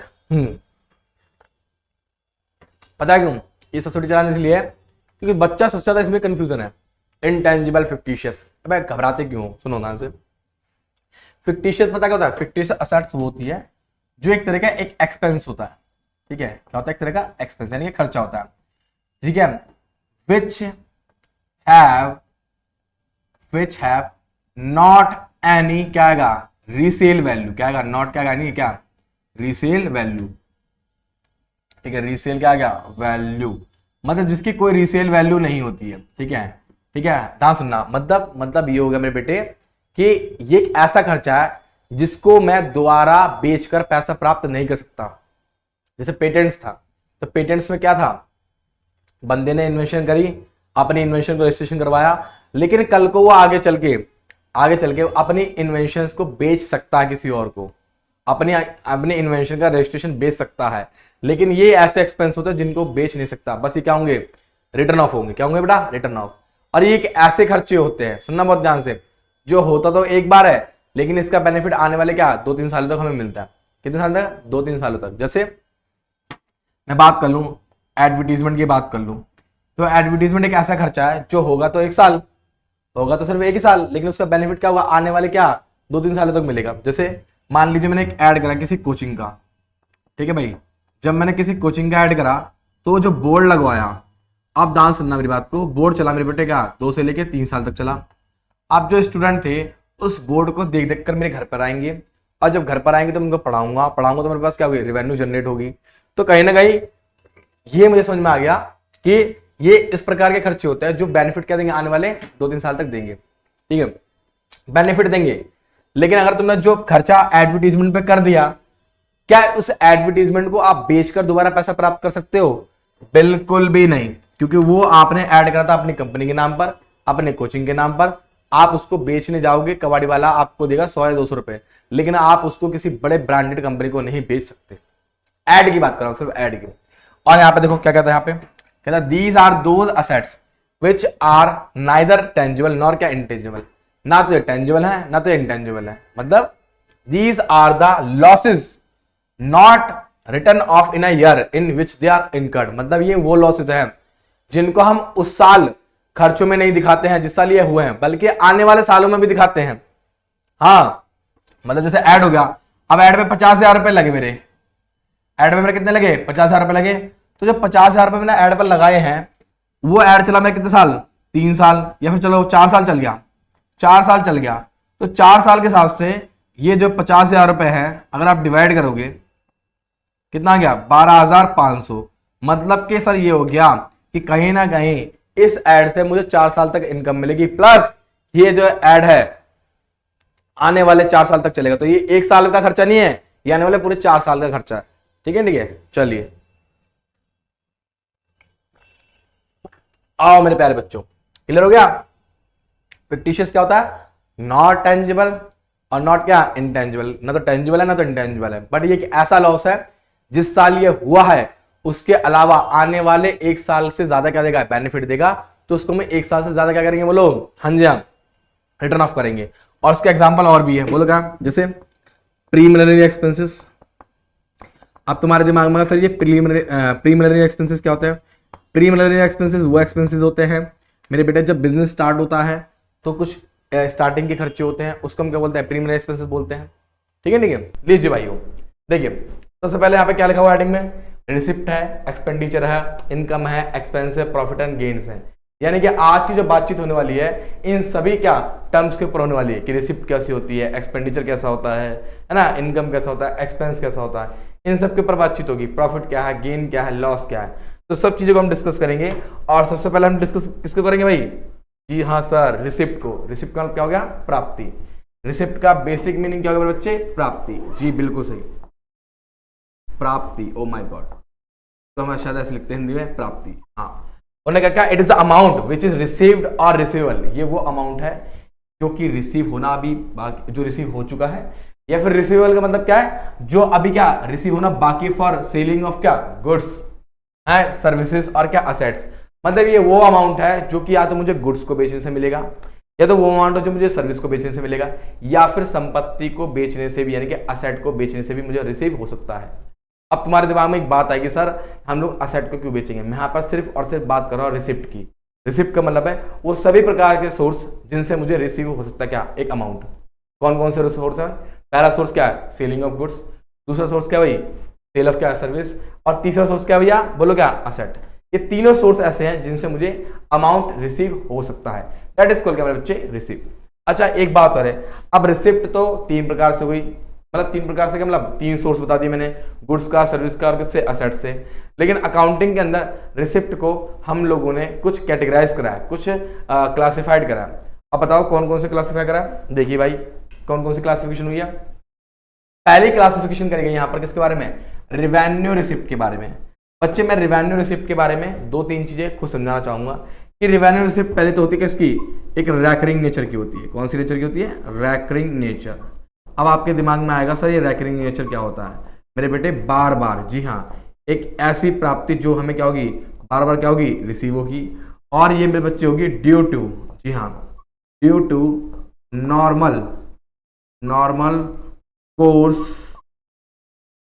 कोर्स ऑफ क्या आएगा, बिजनेस एक्टिविटी। जी हाँ, बिजनेस क्या आएगा, एक्टिविटी। मतलब कि भाई ये हो गया कि बिजनेस की नॉर्मल एक्टिविटी के बेसिस पर हमें क्या होगा, रिसीव होगा। अब एक बिजनेस की नॉर्मल एक्टिविटी क्या होती है, सुनना बहुत ध्यान से, क्या रखा है यहाँ पे, the amount that has been received, ये वो अमाउंट है जो कि रिसीव हो चुका है, या फिर रिसीवेबल जो कि प्राप्त होना बाकी है, बाय द बिजनेस के द्वारा, in its normal course. Normal course को मतलब क्या हो गया, डेट इज कॉल्ड क्या गया, सेलिंग। जी हाँ, सेलिंग ऑफ क्या गया, गुड्स एंड मेरे बच्चे क्या गया, सर्विसेज। यानी कि हम लोग जब अपने गुड्स को और अपनी सर्विसेज को बेच देते हैं उससे प्राप्त होने वाले अमाउंट को हम लोग क्या बोलते हैं, रेवेन्यू रिसिप्ट कहते हैं। उन्होंने क्या रखा हमारे यहाँ पे, इट विल आल्सो इंक्लूड, इसके अंदर कुछ और भी शामिल है, रेवेन्यू रिसिप्ट के अंदर क्या है, और भी कुछ शामिल है। क्या क्या रखा है, that are received from the investment, हाँ जी, इन्वेस्टमेंट ऑफ बिजनेस रिसोर्स से interest received from the investment. मतलब ये बिजनेस की नॉर्मल एक्टिविटी के अलावा कुछ और अमाउंट ऐसे भी हैं जो हमको रेगुलर बेसिस पर, जी हाँ मैंने क्या बोला, रेगुलर बेसिस पर हमें क्या होते हैं, रिसीव होते हैं। अब एक बिजनेस जो है, भाई गुड्स को सेल करता है, सर्विस को बेचता है, लेकिन इसके अलावा भाइयों बहनों ध्यान सुनना मेरी बात को, उसको कुछ ऐसी रिसीव भी होती है जो लगातार होती है। जैसे बैंक से उसको इंटरेस्ट मिल रहा है, बैंक से उसको इंटरेस्ट मिल रहा है, हर 6 महीने में मिलता रहता है, नहीं कि हर साल उसको इंटरेस्ट रिसीव होता है ना। उसको कमीशन रिसीव होता है, कमीशन क्यों रिसीव होता है, क्या पता वो किसी और के लिए भी काम करता है बिजनेस। अब ये तो है नहीं कि एक इंसान एक ही काम करता है, मल्टीपल्स ऑफ क्या होती है, जॉब्स होती हैं, है ना। उसको रेंट रिसीव होता है, उसने किसी अपनी किसी बिल्डिंग को किसी और बंदे को किराए पे दे रखा है, उसको रेंट रिसीव हो रहा है। तो ऐसी रिसिप्ट भी हमारी क्या कहलाती हैं, रेवेन्यू रिसिप्ट कहलाती हैं। तो बेसिकली आप समझ सकते हो ये रेगुलर बेसिस पर होने वाली क्या है, प्राप्तियां। क्या रेगुलर क्या लिखा मैंने, बेसिस। और मेरे बच्चे ये किस नेचर की होती हैं, रैकरिंग नेचर की होती है। किस नेचर की होती है, रैकरिंग। रैकरिंग का मतलब क्या हो गया, बार बार प्राप्त होने वाली। अच्छा बंदे ने आगे कुछ और भी क्या रखा है यहाँ पे, सच अमाउंट, इस प्रकार के अमाउंट जो होते हैं from normal course of business are recorded in the क्या प्रॉफिट एंड क्या लॉस अकाउंट। जी हाँ भाई, इस प्रकार की जो प्राप्तियां होती है बेसिकली इसको हम क्या बोलते हैं, इनकम कहेंगे। क्या बोलेंगे मेरे बच्चे, इनकम। जी हाँ, क्या बोलेंगे इसको, इनकम। रेवेन्यू रिसिप्ट हमारे लिए क्या कहलाती है, इनकम कहलाती है। और इसको हम लोग प्रॉफिट एंड लॉस अकाउंट के क्रेडिट साइड में दिखाएंगे या फिर ट्रेडिंग अकाउंट के क्रेडिट साइड में दिखाएंगे। लेकिन हम बात करें एनपीओ की, एनपीओ का मतलब होता है नॉन प्रॉफिट ऑर्गेनाइजेशन। और नॉन प्रॉफिट ऑर्गेनाइजेशन वो ऑर्गेनाइजेशन होती है जो बेसिकली काम करती है किसके लिए, पब्लिक के वेलफेयर के लिए। ठीक है, इनके पास भी कुछ इनकम्स होती है, उस इनकम को कहाँ शो करते हैं लोग, इनकम एंड क्या एक्सपेंडिचर अकाउंट के कहाँ पर, क्रेडिट साइड में। जी हाँ, क्रेडिट साइड में। तो शायद मेरे बच्चों आप लोगों को ये क्लियर तो हो चुका है क्या कि रेवेन्यू रिसिप्ट क्या होता है। रेवेन्यू रिसिप्ट का मतलब क्या होता है कि ऐसी रिसिप्ट जो मुझे रेगुलर बेसिस पे प्राप्त होगी, बिजनेस की नॉर्मल एक्टिविटी के थ्रू होगी। नॉर्मल एक्टिविटी मतलब क्या हो गया, that is called selling of goods and क्या सर्विसेज।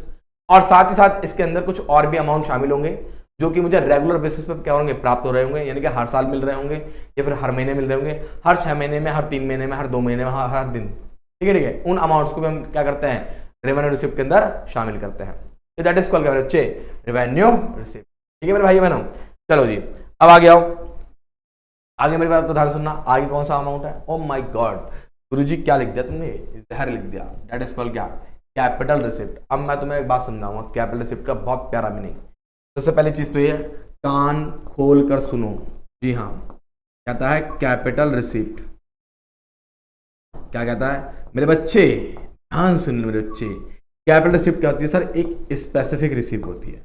हाँ, अब तुम्हारे दिमाग में बात घूम गई, सर ये स्पेसिफिक रिसिप्ट क्या होती है। मेरे भाई स्पेसिफिक रिसिप्ट वो होती है जो एक स्पेशल पर्पस के लिए, किसके लिए भाई, स्पेशल क्या होता है, पर्पस के लिए क्या होती है, प्राप्त होती है। ठीक है, स्पेशल पर्पस के लिए क्या होती है, प्राप्त होती है। दैट इज कॉल्ड क्या, स्पेसिफिक। ठीक है, अब इस बात को ध्यान सुनना मेरी बात को। अभी सर इसका कोई एग्जांपल देके समझाओ, मैं तुम्हें समझाता हूँ। जैसे आपकी मम्मी ने आपको 100 रुपये दिए, बोला मेरे बेटे जाओ और क्या खरीद के लाओ, इस 100 रुपये के आलू खरीद के लाओ। लेकिन तुम बड़े बदमाश थे, तुमने क्या काम करा, 100 रुपये में से 50 रुपये गोलगप्पे खा लिए। क्या तुम ऐसा करोगे, बिल्कुल भी नहीं करोगे। तुम्हारे अंदर इतनी हिम्मत ही नहीं कि माँ के आदेश को तुम क्या कर दो, काट दो, क्योंकि माँ तुम्हें काट दी फिर रख के। बात नहीं समझे, इसका मतलब ये हो गया कि आपको रिसीव तो हुआ है, आपको मेरे बच्चे क्या हुआ है, रिसीव तो हुआ है, परंतु किसके लिए हुआ है, एक वर्क के लिए, एक काम के लिए। यानी कि हमें अगर कोई पैसा मिलता है, ठीक है, एक स्पेसिफिक काम के लिए मिलता है, उसको हम क्या बोलेंगे, कैपिटल रिसिप्ट कहेंगे। और कैपिटल रिसिप्ट का जो नेचर होता है मेरे भाई ध्यान सुन लो, क्या होता है, जो नेचर होता है वो किस नेचर का होता है, नॉन रैकरिंग नेचर। क्या लिखा मैंने यहाँ पे, नॉन, हाँ जी हाँ, नॉन रैकरिंग नेचर का होता है। ठीक है भाई, अभी नॉन रैकरिंग नेचर क्या होता है, नॉन रैकरिंग नेचर का मतलब होता है कभी कभार प्राप्त होने वाला। जी हाँ, कभी कभार प्राप्त होने वाला। और इसके अंदर सभी प्रकार के क्या होते हैं, फंड शामिल होते हैं, सभी प्रकार के फंड शामिल होंगे ये। और साथ ही साथ जैसे आप लोग इसका एक एग्जांपल ले सकते हो, बोलो क्या, जैसे मैंने बोला पे क्या लिखा, डोनेशन। जी हाँ, डोनेशन रिसीव्ड और क्या आ गया, बिल्डिंग। सर अब देखो यहाँ पर क्या हुआ, डोनेशन प्राप्त हुआ, लेकिन ये डोनेशन किस पर्पस के लिए प्राप्त हुआ है, बिल्डिंग के पर्पस के लिए। बिल्डिंग के मतलब बिल्डिंग को बनाने के पर्पस के लिए। तो भाई इस टाइप की रिसिप्ट को हम क्या बोलेंगे, स्पेसिफिक रिसिप्ट कहेंगे। और ये सारी रिसिप्ट जो होती है मेरे बेटे, ना सुनना, कहाँ पर आएंगी, बैलेंस शीट में आएंगी। कहाँ पर आएंगी, बैलेंस शीट में आएंगी। और वो भी कहाँ पर आएंगी सर, बैलेंस शीट के लायबिलिटी साइड में आएंगी। हाँ जी हाँ, क्योंकि भाई आपको पैसा मिला तो है, लेकिन सर आपको ये एक स्पेसिफिक पर्पस के लिए, एक स्पेसिफिक जॉब को करने के लिए मिला है। और ये आपके सर पे क्या एक बोझा है, और जो चीज आपके सर पे बोझा है दैट इज कॉल्ड क्या, रिस्पॉन्सिबिलिटी है, उसे हम क्या बोलेंगे, लायबिलिटी कहेंगे। तो भाइयों बहनों आपको समझ में आ गया होगा कि कैपिटल रिसिप्ट क्या होती है। कैपिटल रिसिप्ट बेसिकली क्या होती है, नॉन रिवेन्यू नेचर की होती है, समझे बात, तो समझे।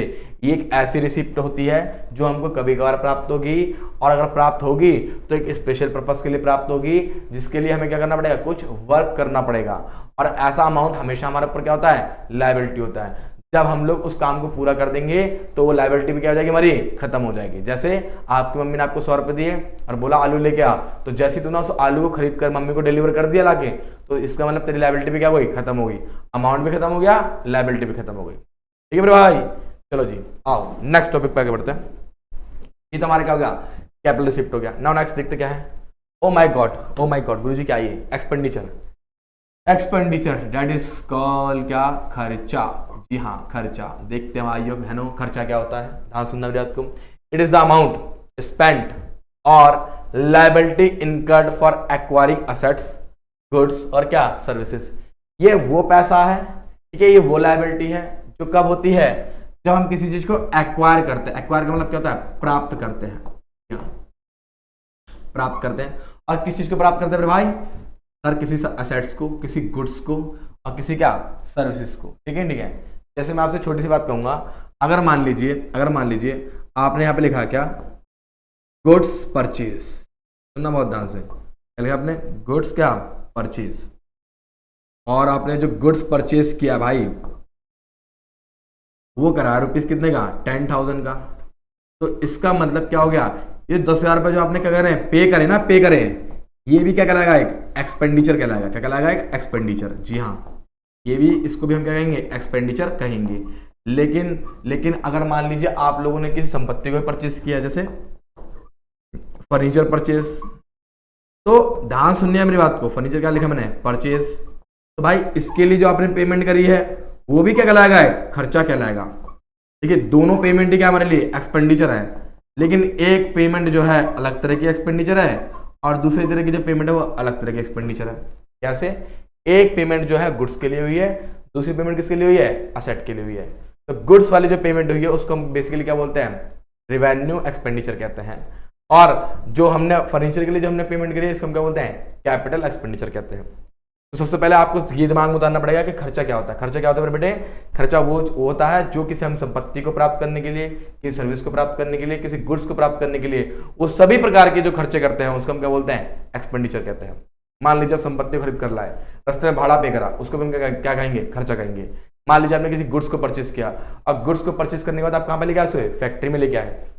फैक्ट्री में जब लेके आए तो रास्ते में आपने टेम्पो का, रिक्शे का, ऑटो का भाड़ा पे करा, that is called also expenditure कहेंगे। लेकिन इनको कुछ एक्सपेंडिचर छोटे समय के हैं, कुछ एक्सपेंडिचर बड़े समय के हैं।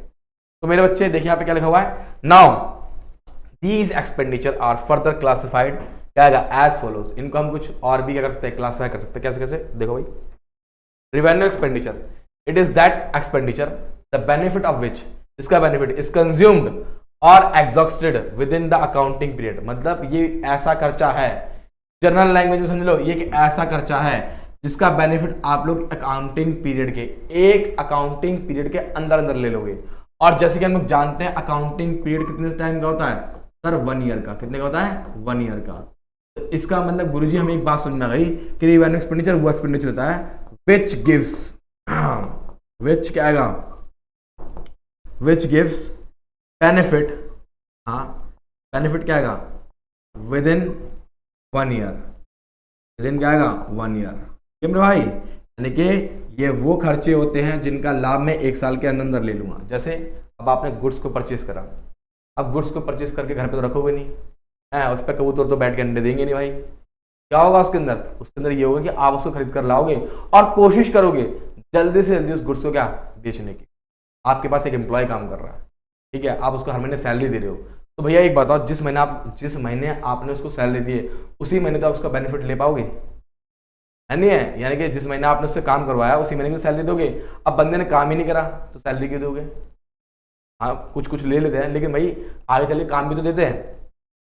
इसका मतलब ये हो गया कि अगर आपने किसी बंदे को ऑन द स्पॉट सैलरी दे दी, उसका बेनिफिट भी आप उसको 1 साल के अंदर ले लोगे। अगर आपने किसी बंदे को एडवांस सैलरी दे दी तो उसका बेनिफिट भी क्या करोगे, 1 साल के अंदर ले लोगे। ठीक है, ठीक है। उन्होंने क्या रखा है, these are the amount spend for the क्या पर्पस, किस पर्पस से, विच आर डायरेक्टली रिलेटेड, जो सीधा संबंध रखते हैं, business of entity like cost of goods sold, जो बिजनेस एंटिटी से संबंध रखते हैं, बिजनेस की इकाइयों से संबंध रखते हैं, जैसे माल को बेचना, उसकी कॉस्ट, रेंट पेड करना, इलेक्ट्रिसिटी पेड करना। अब इलेक्ट्रिसिटी जितनी यूज करोगे तभी तो उतना पेमेंट करोगे, जब तुमने यूज ही नहीं करी तो पेमेंट क्यों करोगे, जाहिर सी बात है। अब आने वाली 5 साल के इलेक्ट्रिसिटी का बिल तो पे नहीं कर सकते आप लोग, नहीं कर सकते, बिल्कुल, हाँ बिल्कुल नहीं कर सकते भाई। गवर्नमेंट क्या करते हैं, गवर्नमेंट कहती है आपने महीने भर यूज करा, आप महीने भर का पेमेंट करो। तो इसका मतलब क्या हो गया, रेवेन्यू एक्सपेंडिचर का एक नाम और है, दीज आर कॉल्ड क्या, एक्सपेंसेस। क्या कहलाएंगे मेरे बच्चे, इसको हम क्या बोलेंगे, एक्सपेंसेस भी कहेंगे।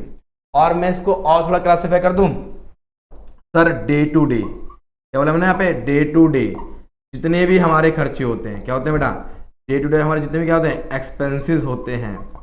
ठीक है, एक बिजनेस को रन करने के लिए, नहीं बिजनेस की मेन एक्टिविटी को, बिजनेस क्या लिखा मैंने यहाँ पे, मेन एक्टिविटी को क्या करने के लिए, उन सभी को मैं क्या बोलूंगा, उन सभी को मैं क्या बोलूंगा, रेवेन्यू एक्सपेंडिचर कहूंगा। ठीक है, ठीक है। तो इसका मतलब हमें समझ में आ गया, revenue expenditure are those expenditure which gives the benefit within क्या 1 year, like rent paid, salary paid, ठीक है, रिपेयर, ठीक है, और क्या हो गया, electricity bill paid, telephone bill paid, postage, telegram, ये सभी प्रकार के खर्चे हमारे क्या होते हैं बेटा, रेवेन्यू एक्सपेंडिचर होते हैं। और इनको हम क्या बोलते हैं, एक्सपेंसेस भी क्या, ठीक है भाई। चलिए, और इन एक्सपेंसेस को हम क्या दिखाते हैं, ट्रेडिंग अकाउंट और प्रॉफिट एंड लॉस अकाउंट के डेबिट साइड में, क्योंकि भाइयों और बहनों हम लोग अभी आगे चल के पढ़ेंगे कि सभी प्रकार के खर्चे कहाँ पर आते हैं, डेबिट साइड में आते हैं, और सभी प्रकार की इनकम कहाँ पे आते हैं, क्रेडिट साइड में आती है। इसीलिए हम लोगों ने जो रिवेन्यू रिसिप्ट थी उसको क्रेडिट साइड में शो करा, और जो क्या है रिवेन्यू एक्सपेंसेस को हम कहाँ शो करेंगे, हाँ बिल्कुल सही बोला आपने, डेबिट साइड में शो करेंगे। ठीक है, ठीक है।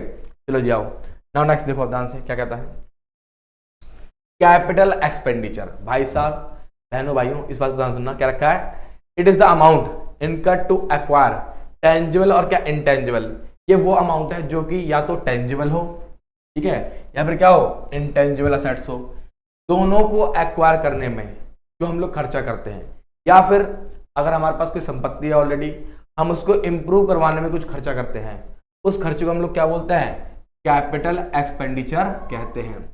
और हम लोग अपनी एग्जिस्टिंग एसेट्स को क्यों इंप्रूव करेंगे, ताकि हम लोगों की अर्निंग कैपेसिटी क्या हो सके, इंक्रीज हो सके। तो इसका मतलब ये हुआ, सर थोड़ा सरल शब्दों में बताओ, सुनो ध्यान से, कैपिटल एक्सपेंडिचर, बहुत ध्यान सुनिएगा, कैपिटल क्या गया, एक्सपेंडिचर मेरे भाई, कैपिटल एक्सपेंडिचर क्या होते हैं, दोज एक्सपेंडिचर, ध्यान सुनने आप, दोज एक्सपेंडिचर विच गिव्स, ठीक है, विच क्या आएगा, गिव्स बेनिफिट मोर देन क्या आएगा, 1 ईयर, मोर देन क्या है बच्चे, 1 ईयर, जिनका लाभ मुझे आने वाले क्या 1 साल से ज्यादा मिलेगा, बल्कि 5 साल, 4 साल, 10 साल, 20 साल, दैट इज कॉल्ड क्या मेरे बच्चे, क्या कहलाएगा हमारा, कैपिटल एक्सपेंडिचर कहलाएगा। ठीक है, और कैपिटल एक्सपेंडिचर बेसिकली कहां पर आता है मेरे भाई, कैपिटल एक्सपेंडिचर आता है बैलेंस शीट के असेट साइड में। क्यों, क्योंकि जिस प्रकार से कैपिटल रिसिप्ट लायबिलिटी साइड में है, उसी प्रकार से कैपिटल एक्सपेंडिचर हमारा क्या है, कहां पर आएगा, बैलेंस शीट के असेट साइड में। क्योंकि हम लोग कैपिटल एक्सपेंडिचर जो होता है ना, वो बेसिकली क्या होता है, असेट से, किससे, हाँ जी, असेट से रिलेटेड होता है, असेट से क्या होगा, रिलेटेड होगा। तो जब जब हम लोग कैपिटल एक्सपेंडिचर करेंगे, हमारी संपत्ति क्या हो जाएगी, इंक्रीज हो जाएगी, हमारी संपत्ति इंक्रीज होगी, तो ऑब्वियसली बैलेंस शीट के कहां पर आएगा, असेट साइड में आएगा। और मेरे भाई एक बात और कहना बोल रहा था, कैपिटल एक्सपेंडिचर बेसिकली एक नॉन रेकरिंग, क्या लिखा मैंने यहाँ पे, हाँ जी हाँ, नॉन रेकरिंग वाला खर्चा, नॉन रेकरिंग का मतलब क्या हो गया, कभी कभार। और जो रिवेन्यू एक्सपेंडिचर था वो कौन से नेचर का था, रेकरिंग नेचर का, वो क्या होता है, बार बार होता है। अब हम लोग इतने बड़े पागल तो नहीं कि हर साल बिल्डिंग खरीदते रहेंगे। अब धीरू भाई मानिए, वो भी इतना बड़ा बेवकूफ नहीं, क्या वो हर साल बिल्डिंग खरीदता है, वो अपने जरूरत के हिसाब से, अपने बिजनेस के अकॉर्डिंग किसी चीज को क्या करता है, परचेज करता है। ठीक है, ठीक है। चलिए अब आइए, अब हम बात करते हैं, कैपिटल एक्सपेंडिचर हो गया, now move on to the क्या नेक्स्ट टॉपिक मेरे बेटे। देखो क्या है, ओ माय गॉड गुरुजी, सबसे ज्यादा घटिया चीज है ये, अकाउंट की सबसे ज्यादा घटिया चीज है। क्यों है मैं समझाता हूँ उसका रीजन क्या है। डेफर्ड रिवेन्यू एक्सपेंडिचर, भाई देखो अगर आप लोग बुकिश तरीके से समझोगे तो आपके सर के बाल उड़ जाएंगे मेरी तरह, ठीक है, और फिर आप लोग परेशान हो जाओगे। मैं आपको सिंपल और सरल शब्दों में बताता हूँ कि डेफर्ड रिवेन्यू एक्सपेंडिचर क्या होता है। भाई मेरे डेफर्ड रिवेन्यू एक्सपेंडिचर वो खर्चा जो होता था वो एक अकाउंटिंग पीरियड के अंदर है, लेकिन बेनिफिट आने वाले क्या 2 से लेके 3 साल तक देता है। जी हाँ बिल्कुल सर, मैं क्या बोलता हूँ, ठीक है, कहते हैं एक्सपेंस, ठीक है, एक्सपेंस और क्या एक्सपेंडिचर, ध्यान सुनना, क्या रखा हमने, incurred in a accounting period, in क्या आएगा accounting period, but gives benefit, बोलो क्या आएगा, more than 1 year, more than क्या आएगा, हाँ जी हाँ 1 ईयर। और 1 ईयर का मतलब ये नहीं कि आने वाले 5 साल तक, डेट इज अप टू 2 से लेके कितने साल तक, 3 साल तक, 2 से लेके 3 ईयर तक, ठीक है। That is called deferred revenue expenditure.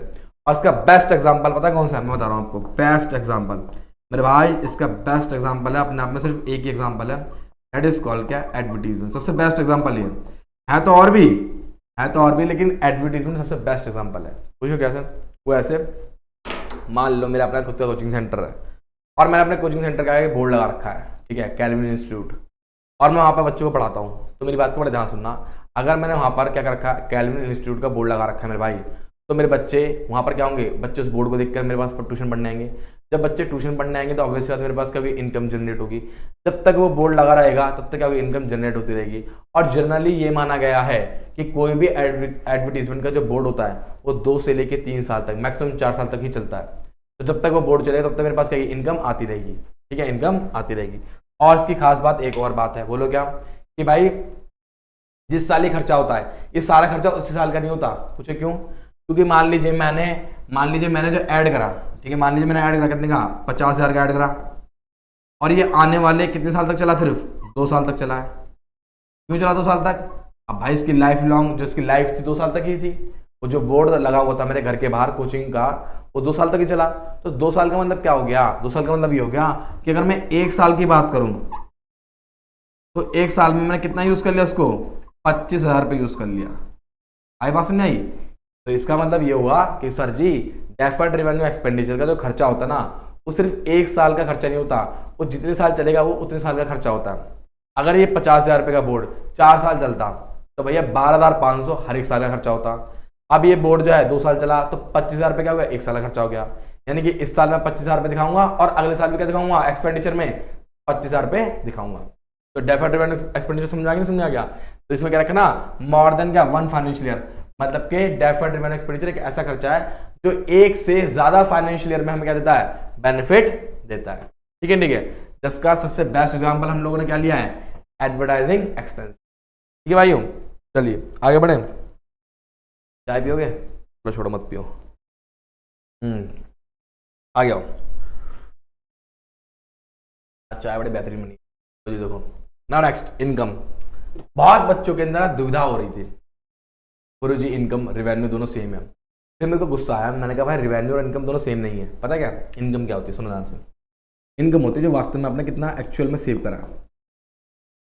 कहता है जब हम लोग अपनी टोटल क्या रेवेन्यू रिसिप्ट में से, ध्यान सुनना क्या बोला मैं, टोटल रेवेन्यू रिसिप्ट में से टोटल क्या रेवेन्यू एक्सपेंडिचर को जब हम लोग माइनस कर देंगे, ठीक है, तो उसका जो सरप्लस होगा डेट इज कॉल्ड क्या, इनकम। मतलब कि मेरे भाई कहता है इट इज द प्रॉफिट, ये प्रॉफिट है जो कि earn during an accounting period, जो एक अकाउंटिंग पीरियड के अंदर हम लोग अर्न करते हैं, which is calculated age difference, जो कि हम लोग इस तरह से कैलकुलेट करते हैं क्या, डिफरेंस का मतलब क्या हो गया, माइनस। ठीक है, बिटवीन क्या आएगा, रेवेन्यू एंड क्या एक्सपेंसेस, यानी कि रेवेन्यू और क्या एक्सपेंस, यानी कि जो आपने कमाया और जो आपने गवाया एज ए खर्च के रूप में, दैट इज कॉल्ड बच्चे इनकम। क्या कहलाएगा, इनकम। और एक बात है ना, इसके अंदर ना तो कैपिटल रिसिप्ट शामिल होगी और इसके अंदर ना तो क्या होगा, कैपिटल एक्सपेंडिचर शामिल होगा। सर क्या क्या क्या लिखूंगा पे, एक्सेप्ट। हाँ सुनना क्या, एक्सेप्ट क्या है बच्चे, कैपिटल रिसिप्ट, क्या यहाँ पे कैपिटल रिसिप्ट, और यहाँ पे बोलो क्या आएगा, एक्सेप्ट बोलो क्या आएगा, कैपिटल क्या आएगा, एक्सपेंडिचर। ठीक है कैपिटल क्या आएगा, एक्सपेंडिचर। ठीक है इसका मतलब समझ में आ गया। इनकम क्या होती है, वो प्रॉफिट जो हमें कब होगा, जो हमारे रिवेन्यू किससे ज्यादा होगा, हमारे एक्सपेंस से ज्यादा होगा। ठीक है मेरे भाई, चलो जी आगे बढ़े, आ जाओ नेक्स्ट। अभी हम एक्सपेंस की बात कर रहे थे, वही है। और मैंने एक्सपेंस का दूसरा नाम बताया, क्या बताया था, और जी आपने एक्सपेंस का दूसरा नाम क्या बताया था, हाँ रिवेन्यू एक्सपेंडिचर।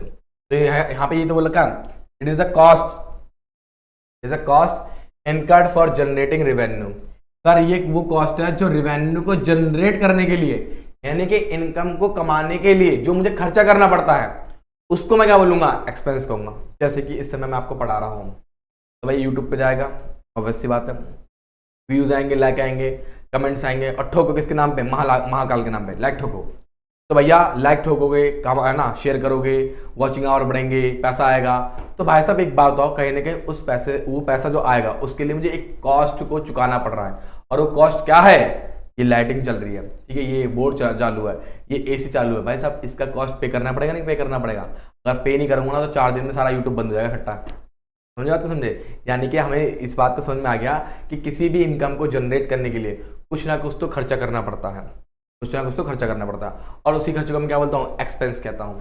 ठीक है, क्या बोलता हूँ, एक्सपेंस कहता हूँ। उन्होंने क्या रखा यहाँ पे, क्या कहा, ये एक मॉनेटरी मेजर है ऑफ किसका, इनपुट ऑफ क्या, रिसोर्स कंज्यूम, जो हमने रिसोर्स कंज्यूम करे हैं। जैसे अब ये बोर्ड है, बोर्ड तो मेरी असेट्स हो गई, लेकिन इस बोर्ड के अंदर जो लाइट मैं कंज्यूम कर रहा हूँ, अब बोर्ड तो मैंने एक ही बार खरीदा ना, लेकिन लाइट का मैं पेमेंट तो हर साल कर रहा हूँ, फिर हर महीने कर रहा हूँ, तो हर महीने में खर्चा पे करा नहीं कर रहा हूँ, उसको मैं क्या बोलूंगा, एक्सपेंस बोलूंगा। बिना लाइट के इस बोर्ड को चला नहीं सकता मैं, तो इस खर्चे को मैं क्या बोलूंगा, एक्सपेंस कहूंगा। ठीक है, it includes amount of spend, सुनना ध्यान से, amount spend as cash payment, और क्या आएगा, सैलरीज। अगर आपने कोई सैलरी पे करी है, आपने वेजेस पे करे, वेजेस का मतलब क्या हो गया, मजदूरी।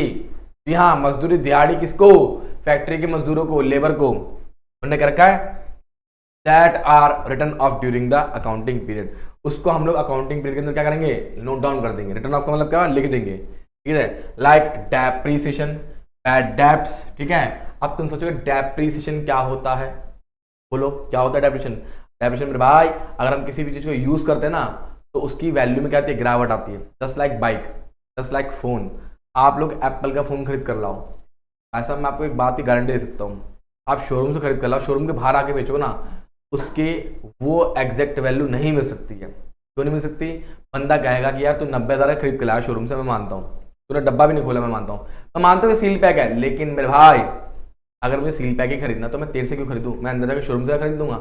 तो कुछ ना कुछ तो आपको पेमेंट क्या करनी पड़ेगी, हाँ कम करनी पड़ेगी। तो जो पेमेंट आपने कम करी है, डेट इज कॉल्ड क्या, depreciation. According to time and according to use, decline in the value of the assets, that is called क्या, डेप्रीसिएशन। बात समझ में नहीं आ रही है, बोलो हाँ मजा आ रहा है, बिल्कुल मजा आ रहा है, चाय बहुत बेहतरीन बनी है। चलो जी आओ सुनो। अच्छा, ऐसे खर्चों को हम कहाँ दिखाते हैं, ट्रेडिंग अकाउंट और क्या, प्रॉफिट एंड लॉस अकाउंट के कहाँ पर, डेबिट साइड पे। ठीक है, ठीक है, चलिए। तो ये तो बात समझ में आ गई हमें गुरुजी कि एक्सपेंसेस हमारे क्या होते हैं। अच्छा, कभी कभी ऐसा भी तो होता है कि कोई खर्चा नहीं होता है, तब भी हम पे कर देते हैं। कभी कभी ऐसा भी तो होता है कि कुछ खर्चे कर देते हैं परंतु हम पेमेंट नहीं करते। चलो जी आओ, आ जाओ गुरुजी, कैसी कैसी बहकी बहकी बातें कर रहे हो। देख आ गया तेरे सामने एक एग्जांपल, प्रीपेड एक्सपेंस। ध्यान सुनना, क्या बोला मैंने, प्रीपेड एक्सपेंस। प्रीपेड एक्सपेंस क्या होता है, बहुत ध्यान सुनिए, बहुत प्यार समझिए मेरी बात को। कैसे, जब एक बच्चा ट्यूशन के अंदर पढ़ने आता है, सबसे बेस्ट एग्जांपल ये है, पता है क्यों, क्योंकि ये जो है ना तुम्हारे जहन से रिलेटेड है और मेरे क्या करियर से रिलेटेड है, सॉरी मेरे प्रोफेशन से रिलेटेड है। जैसे एक बच्चा ट्यूशन पढ़ने आया, वो पहली तारीख को ट्यूशन पढ़ने आता है और सेकंड डेट को ही मैं उससे फीस ले लेता हूँ। तो बताओ मेरे भाई, क्या मैंने अभी तक उसको पूरे महीने पढ़ाया नहीं ना, लेकिन उस बच्चे ने क्या करा, फीस को एडवांस पेड कर दिया। तो उस बच्चे ने जो फीस को एडवांस पे कर दिया, उसके लिए वो क्या कहलाएगा, प्रीपेड एक्सपेंस। क्या कहलाएगा मेरे बच्चे, प्रीपेड एक्सपेंस। जैसे कि आप लोगों ने सुना होगा, जियो का रिचार्ज होता है 650 रुपये से ऊपर का हो चुका है। ठीक है, अंबानी भी आग लगाने लगा पड़ा हमारे ऊपर। उसने पता नहीं क्या करा, पहले हमें फ्री की आदत लगाई, फ्री की आदत के बाद उसने हमें क्या करा भाई, पैसे लेना शुरू करे।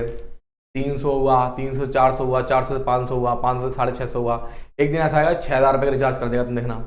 है नहीं है, लेकिन क्या करें भैया, समय बढ़ रहा है, लेकिन पेमेंट करने में कोई दिक्कत नहीं है, पेमेंट तो कर दो। अरे भाई जब आप लोग अपनी कॉस्ट, अगर आप अपनी वस्तु की कॉस्ट को, सर्विस को इंक्रीज कर रहे हो, तो यार हमारी इनकम भी तो इंक्रीज होनी चाहिए ना। इनकम साली वही है, ठीक है, लेकिन क्या रहा है, खर्चा बढ़ता जा रहा है। तो इनकम भी इंक्रीज हो ना पैरेलल, जब इनकम पैरेलल इंक्रीज होगी तो एक्सपेंडिचर पैरेलल इंक्रीज होगा, तो कोई इंपैक्ट नहीं पड़ेगा। यही गवर्नमेंट क्या कर रही है, गलत कर रही है इस समय। तो गुड्स के ऊपर भी जीएसटी लगा दिया, खाने पीने की वस्तुओं पर जीएसटी लगा दिया, सब्जी के ऊपर जीएसटी लगा दिया, नींबू के ऊपर भी जीएसटी लगा दिया, सबके ऊपर जीएसटी लगा दिया, तुम देखना आने वाले टाइम में। चलो जाओ, कोई बात नहीं, गवर्नमेंट की क्या बुराई करें, गवर्नमेंट तो गवर्नमेंट है। It is amount of expense which is paid in advance, ये वो अमाउंट है जो हम लोग एडवांस में पेमेंट कर देते हैं। And the benefit of which will be available in the क्या फॉलोइंग ईयर, क्या ईयर्स, और क्या ईयर्स, मतलब कि एक तरह से आप कह सकते हो कि हम लोगों ने एडवांस पेमेंट कर दिया, हम लोगों ने एडवांस पेमेंट कर दिया, लेकिन अभी तक, लेकिन मेरे बच्चे अभी तक हम लोगों ने इसका बेनिफिट नहीं लिया है। इसका बेनिफिट हम लोग कब लेंगे बोलो, पर फ्यूचर में लेंगे। कहाँ पे लेंगे बेटा, फ्यूचर में लेंगे, जी हाँ।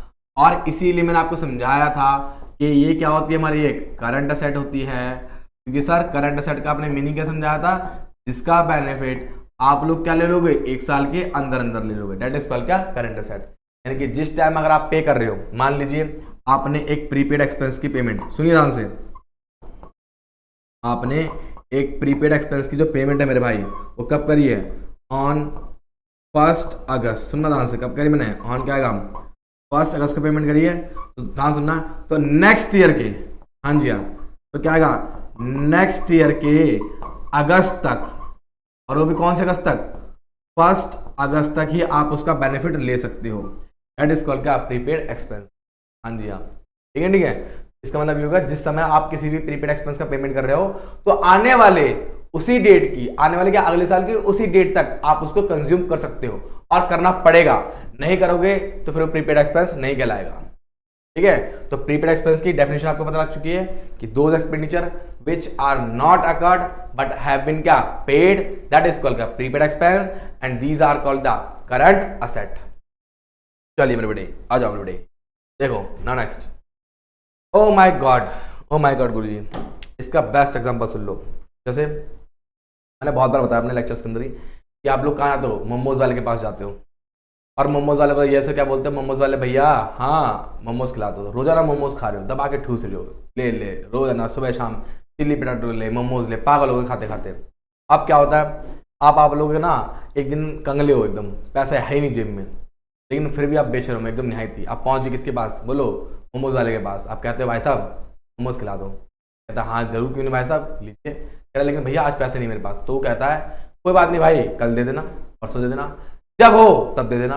वो आपको मोमोज खिलाता है, आपको चिली पटेटोज खिलाता है, लेकिन आप उस दिन और ठूस के खाते हो, क्यों, उस दिन आपके पास पैसे नहीं थे, तो आपने सोचा चलो जितना उधार खा सकते खा लेते हैं। तो भाई आपने एक बताओ, खा तो लिया, कंज्यूम तो कर लिया, लेकिन क्या आपने पेमेंट करा, नहीं करा। हाँ जी हाँ, तो ऐसे ही एक्सपेंसेस को मैं क्या बोलता हूँ, आउटस्टैंडिंग एक्सपेंस कहता हूँ। यानी कि outstanding expense are those expense which are incurred but not have been क्या, paid, but not have been क्या, पेड, ना, दैट इज कॉल्ड क्या, विच हैव बीन क्या, इनकर्ड, जो कि इनकर्ड मतलब के जो हो तो चुके हैं, बट नॉट क्या आएगा, पेड, ठीक है। और ऐसे एक्सपेंसेस को हम क्या बोलते हैं, करंट लायबिलिटी भी कहते हैं, क्योंकि सर जी आपने बताया था कि करंट लायबिलिटी वो लायबिलिटी होती है जिसका पेमेंट पीरियड, सुनना मेरी बातों को बड़े ध्यान से, जिसका क्या होगा, पेमेंट पीरियड जो होगा वो क्या होगा बेटा, with in 1 year, with in क्या होगा मेरे बच्चे, 1 ईयर।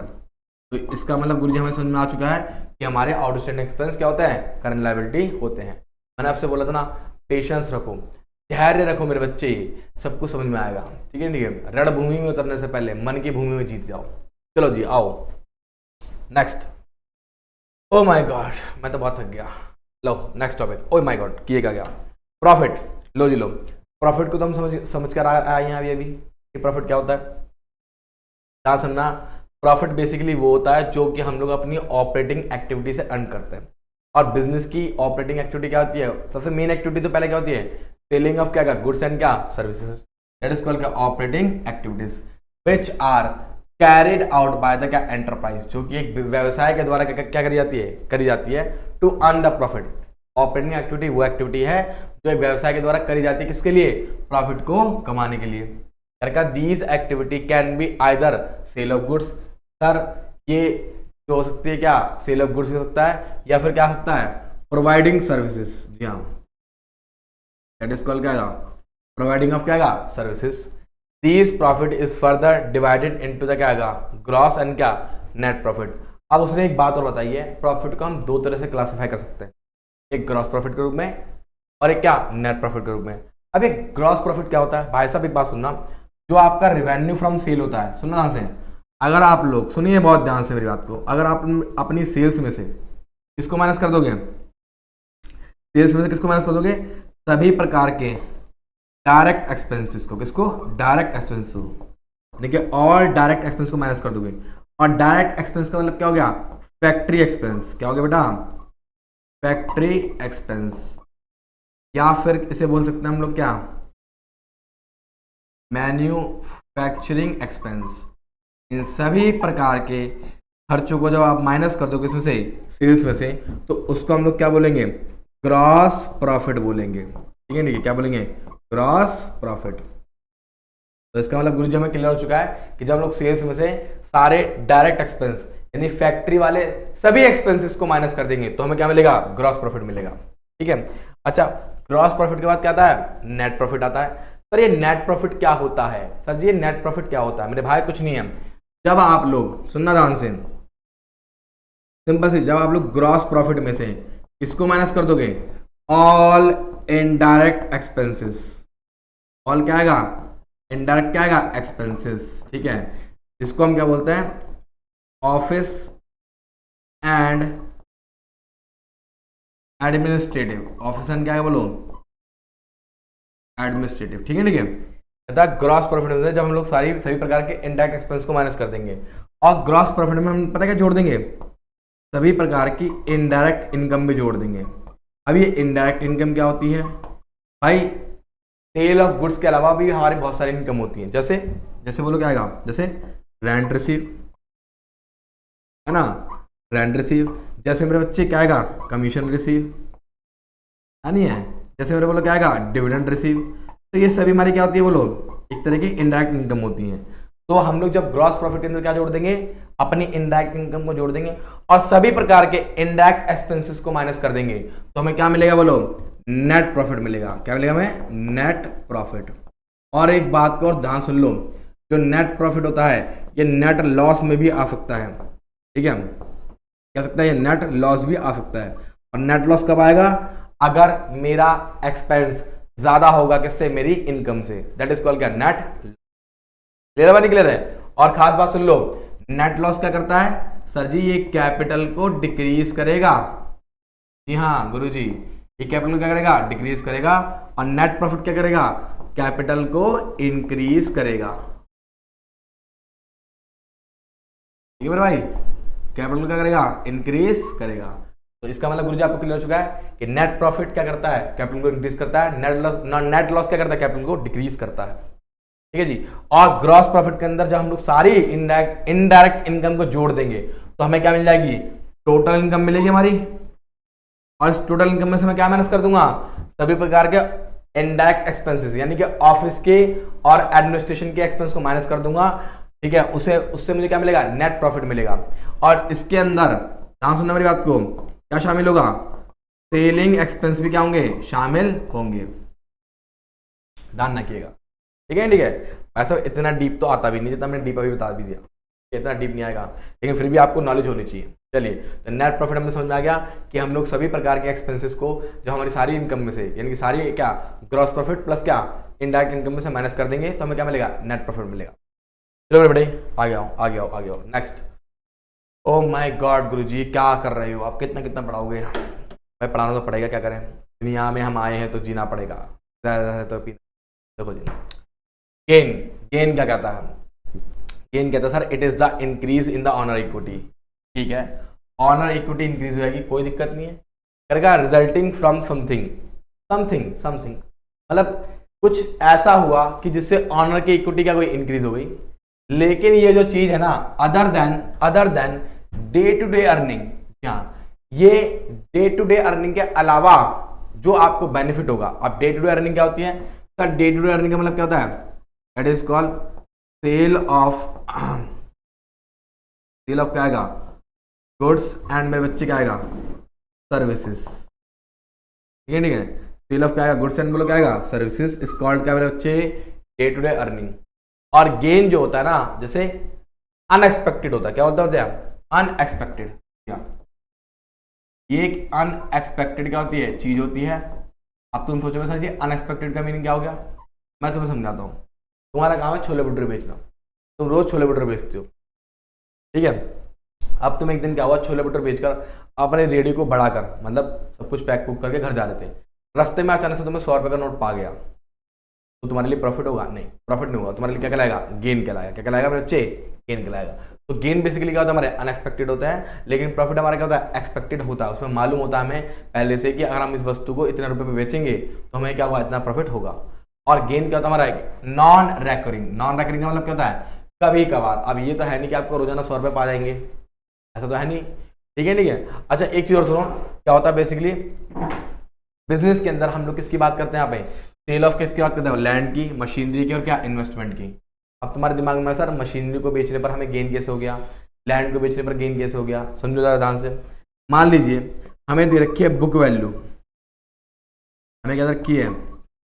Book value. क्या दे रखी है? हमें मशीनरी दे रखी है। अब बुक वैल्यू मशीन कितना दे रखा है मुझे? सर 5 लाख का दे रखा है। अब मुझे ज़रूरत पड़ गई पैसों की, मुझे ज़रूरत पड़ गई पैसों की। मैं मार्केट में गया, मार्केट में मतलब क्या हो गया? बाजार में गया और मैंने चेक करा वहाँ पे, दैट इज कॉल क्या आएगा? Sale of sale value. Sale of क्या आएगा? मशीनरी। मतलब मैं 5 लाख की मशीन को जब बेचने गया तो मुझे क्या मिल गया?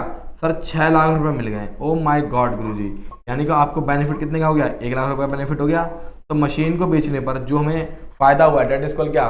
गेन। इसको हम क्या बोलेंगे? गेन कहेंगे, ठीक है। लेकिन अगर 5 लाख की जगह 4 लाख होता उसे हम क्या बोलते हैं? लॉस कहते हैं। क्या बोलते हैं? लॉस। क्योंकि हमें क्या बोल रखा है आगे? यही कह रखा है कि लॉस क्या होता है? लॉस वही होता है जब हमारे एक्सपेंसेस हमारी इनकम से क्या हो जाए? ज्यादा हो जाए, और इन एक्सपेंसेस के अंदर हमारे सारे एक्सपेंस शामिल होंगे, डायरेक्ट इनडायरेक्ट, ठीक है, सभी कुछ शामिल होगा। तो सबसे बेस्ट एग्जांपल यही है क्या कि हमारे एक्सपेंस हमारे क्या इनकम से ज्यादा हो जाएंगे, दैट इज कॉल्ड क्या? लॉस। और लॉस हमारे क्या करते हैं? ऑनर की इक्विटी को डिक्रीज करते हैं। मेरे बेटे क्या करते हैं? ऑनर की इक्विटी को डिक्रीज करते हैं। और ध्यान रखना हम लोग क्या करेंगे?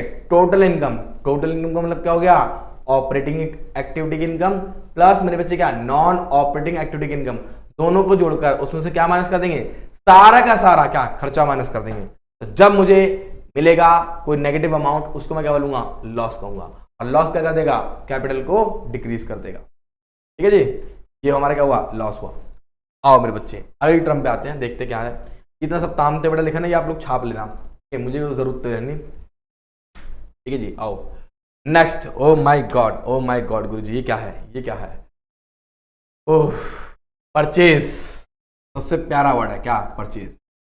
It refers to the amount of goods which are brought for क्या आएगा? रीसेल। और क्या? रीसेल। भाई परचेज वाला शब्द से हम उसके लिए यूज करेंगे, किसके लिए यूज करेंगे बच्चे? उस गुड्स के लिए यूज करेंगे जो गुड्स मैं दोबारा बेचने के पर्पज से कर रहा हूं, खरीद रहा हूं, या फिर मैं किसी रॉ मटेरियल को परचेज करता हूं और रॉ मटेरियल को परचेज करके मैं क्या करूंगा? उसको मैन्युफैक्चर करूंगा, इनके बनाऊंगा, और बनाने के बाद मैं क्या करूंगा? उसको बेचूंगा। तो भैया आप मोटे मोटे तौर पर समझ सकते हो कि परचेज रेफर टू द क्या? गुड्स ऑफ क्या? परचेज। और गुड्स का मतलब क्या होता है sir? Which is use, which is मेरे बच्चे क्या आएगा? यूज्ड फॉर क्या आएगा? ट्रेड। जो कि एक बिजनेस व्यापार के लिए क्या करता है? उसको यूज करता है। अब अलग अलग बिजनेस के लिए परचेज यानी गुड्स के मायने क्या होंगे? अलग अलग होंगे। और एक दूध वाला है तो उस दूध वाले के लिए परचेज क्या कहलाएगी? दूध, दही, मक्खन, पनीर। एक फर्नीचर वाला है तो उसके लिए लकड़ी, फेविकोल, कीले, ये सब। अच्छा एक मेरे बच्चे राशन वाला है, चावल, दाल, आटा, चीनी, गेहूं, सब क्या कहलाएगा? उसके लिए गुड्स कहलाएगा, क्योंकि वो उसको खरीदता है दोबारा बेचने के पर्पज से, ठीक है। लीजिए, और परचेज के अंदर क्या होगा, दोनों चीज शामिल होंगी, बोथ क्या, कैश और क्या, क्रेडिट, कैश परचेज और क्या, क्रेडिट परचेज, दोनों ही शामिल होंगी। अब इससे मैं तुम्हें एक चीज समझाता हूं, मैंने यहां पे लिखा क्या, परचेज। अब तुम्हारे ध्यान में एक बात आएगी क्या, एक मेरे बच्चे कौन सी होती है, कैश परचेज होती है, और कैसी होती है, क्रेडिट परचेज होती है। अब कैश में तो क्या होता है, हैंड टू हैंड पेमेंट कर दी, मतलब 5 रुपए का पेन खरीदा, दुकान पे गए, हमने बोला भैया 5 रुपए का पेन दे दो, आपने तुरंत खरीदा, और खरीदने के बाद क्या करा, उसको आपने मतलब घर पे लिया है, तो आपने उसका पेमेंट ऑन द स्पॉट कर दिया, उसको मैं क्या बोलूँगा, कैश परचेज। लेकिन अगर आपने 5 रुपए का पेन खरीदा और उसका पेमेंट ऑन द स्पॉट नहीं करा, तो उसको मैं क्या बोलूँगा, credit purchase. That is called क्या, उधारी में खरीदना, क्या बोलूँगा, उधारी में खरीदना। और सुनिए ध्यान से, to home, to home goods, goods क्या है, क्या परचेज इन क्या है मेरे बच्चे, क्रेडिट, ठीक है, क्रेडिट इज कॉल्ड क्या है बेटा, क्रेडिटर। यानी कि जिस इंसान से हम लोग क्या करते हैं, माल उधारी में खरीदते हैं, उसको हम क्या बोलते हैं, क्रेडिटर भी कहते हैं। और क्रेडिटर को हम लोग एक नाम से और जानते हैं, दैट इज कॉल्ड क्या आएगा मेरे बच्चे, सप्लायर ऑफ क्या आएगा, गुड्स, सप्लायर ऑफ क्या आएगा, गुड्स, ठीक है, ठीक है, सप्लायर ऑफ गुड्स भी कहते हैं। अच्छा और सुन, एक बड़ा हमारे सामने क्या आएगा, परचेज रिटर्न। परचेज रिटर्न का मीनिंग क्या होता है, यानी कि जो माल हम लोग खरीद के लाए हैं और खरीदने के बाद हमने उसको वापस किसको कर दिया, सप्लायर को कर दिया, किसको कर दिया, सप्लायर को कर दिया, किसी भी रीजन की वजह से। अब रीजन क्या कह सकते हैं, जैसे मान लीजिए हमने माल खरीदा, क्या पता उसकी क्वांटिटी खराब रही हो, क्या पता उसकी क्वालिटी खराब रही हो, क्या पता उसका प्राइस खराब दिया गया हो, हमें कुछ भी हो सकता है, क्या पता उस वस्तु में छेद हो, ठीक है, से टूटी हो फूटी हो। तो किसी भी रीजन की वजह से अगर हम लोग अपने खरीदे हुए माल को वापस कर देंगे, तो उसको हम क्या बोलेंगे, परचेज रिटर्न कहेंगे। और इसका एक दूसरा नाम और कौन सा है, रिटर्न आउटवर्ड। मतलब जब माल खरीद कर लाते तो आता है, तो माल जब खरीदा हुआ माल वापस करते उसको क्या बोलता है, जाना, और जाने का मतलब क्या होगा, आउटवर्ड। क्या मतलब हो गया उसका, आउटवर्ड, ठीक है, ठीक है, दैट इज कॉल्ड क्या, परचेज रिटर्न। चलो जी आप आगे देखो, नेक्स्ट, बस थोड़ा सा और रह गया फटाफट से, नेक्स्ट, हाँ जी, अगला है मेरे बच्चे क्या, सेल्स, दूसरा क्या है, सेल्स रिटर्न। जिस प्रकार से परचेज का यूज गुड्स के लिए किया गया, उसी प्रकार से सेल्स वाला शब्द सिर्फ और सिर्फ किसके लिए यूज कराया जाएगा, जिस गुड्स को हम बेचेंगे, किसको बेचेंगे, जिस गुड्स को हम बेचेंगे, जो कि हमने ऑलरेडी क्या कर रखा है बेटा, परचेज कर रखा है। अगर हम लोग किसी फर्नीचर को बेचेंगे तो उसके लिए सेल्स वाला वर्ड यूज नहीं होगा, उसके लिए उसका नाम ही आएगा। जब हम लोग जर्नल एंट्री बनाएंगे ना, तो फर्नीचर ही लिखा जाएगा। लेकिन अगर हमने गुड्स को बेचा है तो हम लोग क्या यूज करेंगे, सेल्स यूज करेंगे। और सेल दो तरह से हो सकता, मतलब सेल के दो तरीके हो सकते हैं, या तो हम लोग क्या करेंगे, बना बनाया माल खरीद कर लाएंगे, उसको बेच देंगे, दैट इज कॉल्ड क्या, इंपोर्ट एक्सपोर्ट होता है। या फिर हम लोग क्या करेंगे, रॉ मटेरियल को खरीदेंगे, फिर उसको मैन्युफैक्चर करेंगे और फिर उसको बाद में बेच देंगे, तो उसे भी हम क्या बोलते हैं, सेल्स ही कहते हैं। और सेल्स सुनिए बहुत ध्यान से, क्या बोला मैंने यहाँ पे, सेल्स, सेल्स दो तरह से होती है, कौन कौन सी मेरे बच्चे, कैश सेल्स होती है और कौन सी होती है, क्रेडिट सेल्स होती है, ठीक है, ठीक है। अब कैश सेल्स के अंदर क्या होता है, जैसे मान लीजिए मैं आपको सामने बताऊंगा, मेरी छोले भटूरे की दुकान है, सबसे बेहतरीन तरीका यही है, खाने पीने की चीज़ों का एग्जांपल मैं बहुत देता हूँ, because I am foodie, I have love to eat the food, मतलब मुझे सुबह शाम खाना खिला लो कितना भी। ये देखो मैं पांडा हो रहा हूँ, दैट इज कॉल्ड क्या, पांडा सर। कैश सेल्स का मतलब क्या होता है, कैश सेल्स का मतलब ये होता है कि जब हमने माल बेचा और ग्राहक ने हमें ऑन द स्पॉट पेमेंट कर दिया, दैट इज कॉल्ड क्या, कैश सेल्स। और क्रेडिट सेल्स का मतलब क्या होता है, जब हमने माल, ग्राहक तो बेचा, सॉरी माल तो बेचा ग्राहक को, लेकिन उसने हमें ऑन द स्पॉट पेमेंट नहीं करा, उसने हमसे क्या बोला, सर मैं आपको बाद में पैसा दे दूंगा, सर मैं आपको बाद में पैसा दे दूंगा। तो जिस प्रकार से क्रेडिटर कौन होते हैं, क्रेडिटर वो लोग होते हैं जिनसे हम माल उधारी में खरीदते हैं। तो डेटर कौन होते हैं, डेटर वो लोग होते हैं जिनको हम माल उधारी में बेचते हैं। यानी कि टू होम, ध्यान सुनना, टू होम क्या आएगा, गुड्स, गुड्स क्या आएगा, सोल्ड इन क्या आएगा, क्रेडिट, ठीक है, टू होम क्या, गुड्स को सोल्ड इन क्या आएगा, क्रेडिट। इसका अर्थ मेरे बच्चे ये हो गया कि जिस इंसान को हम माल उधारी में बेचते हैं, इस कॉल्ड मेरे बच्चे क्या आएगा, डेटर, इस कॉल्ड क्या आएगा, डेटर, उसको हम क्या बोलते हैं, डेटर्स कहते हैं, क्या कहते हैं, डेटर्स कहते हैं, ठीक है मेरे भाई। चलिए बहुत अच्छी बात है। तो सेल का मतलब क्या हो गया, सेल का मतलब क्या हो गया, सेलिंग ऑफ क्या, गुड्स एंड सर्विसेज, सेलिंग का मतलब क्या होगा, सेलिंग ऑफ क्या, गुड्स एंड क्या, सर्विसेज। अच्छा अगला शब्द सुनो, सेल्स रिटर्न। यार जैसे मैंने माल को परचेज किया, मुझे माल में कुछ कमी लगी तो मैंने माल को वापस कर दिया। तो क्या पता किसी ने मेरा माल परचेज करा, उसको कुछ कमी लगी हो, जैसे क्वालिटी की, क्वांटिटी की या फिर प्राइस की, तो उसने वो खरीदा हुआ माल मुझे वापस कर दिया। That is called sales return. यानी कि जब बेचा हुआ माल वापस आ जाएगा, आने का मतलब क्या हो गया, इनवर्ड। क्या हो गया, इनवर्ड। यानी कि इसको हम क्या बोलते हैं, रिटर्न इनवर्ड भी कहते हैं। तो मेरे बच्चों, यानी कि हमें समझ में आ चुका है, सेल्स रिटर्न वो अमाउंट होता है, वो पैसा होता है जब एक ग्राहक हमारे से माल को खरीद कर ले जाता है और जब उसको पसंद नहीं आता है तो हमें वापस कर देता है। दैट इज कॉल्ड क्या, सेल्स रिटर्न। और क्या, रिटर्न इनवर्ड। तो चलिए मेरे बेटे, ये अभी तक के लिए बहुत है और मिलते हैं फटाफट से कि अपने नेक्स्ट वीडियो में। तब तक के लिए अपना ध्यान रहिए, सुरक्षित रहिए, सतर्क रहिए और देखते रहिए कैल्विन कॉमर्स 11-12। मिलते हैं अगली वीडियो में। Tata, bye bye.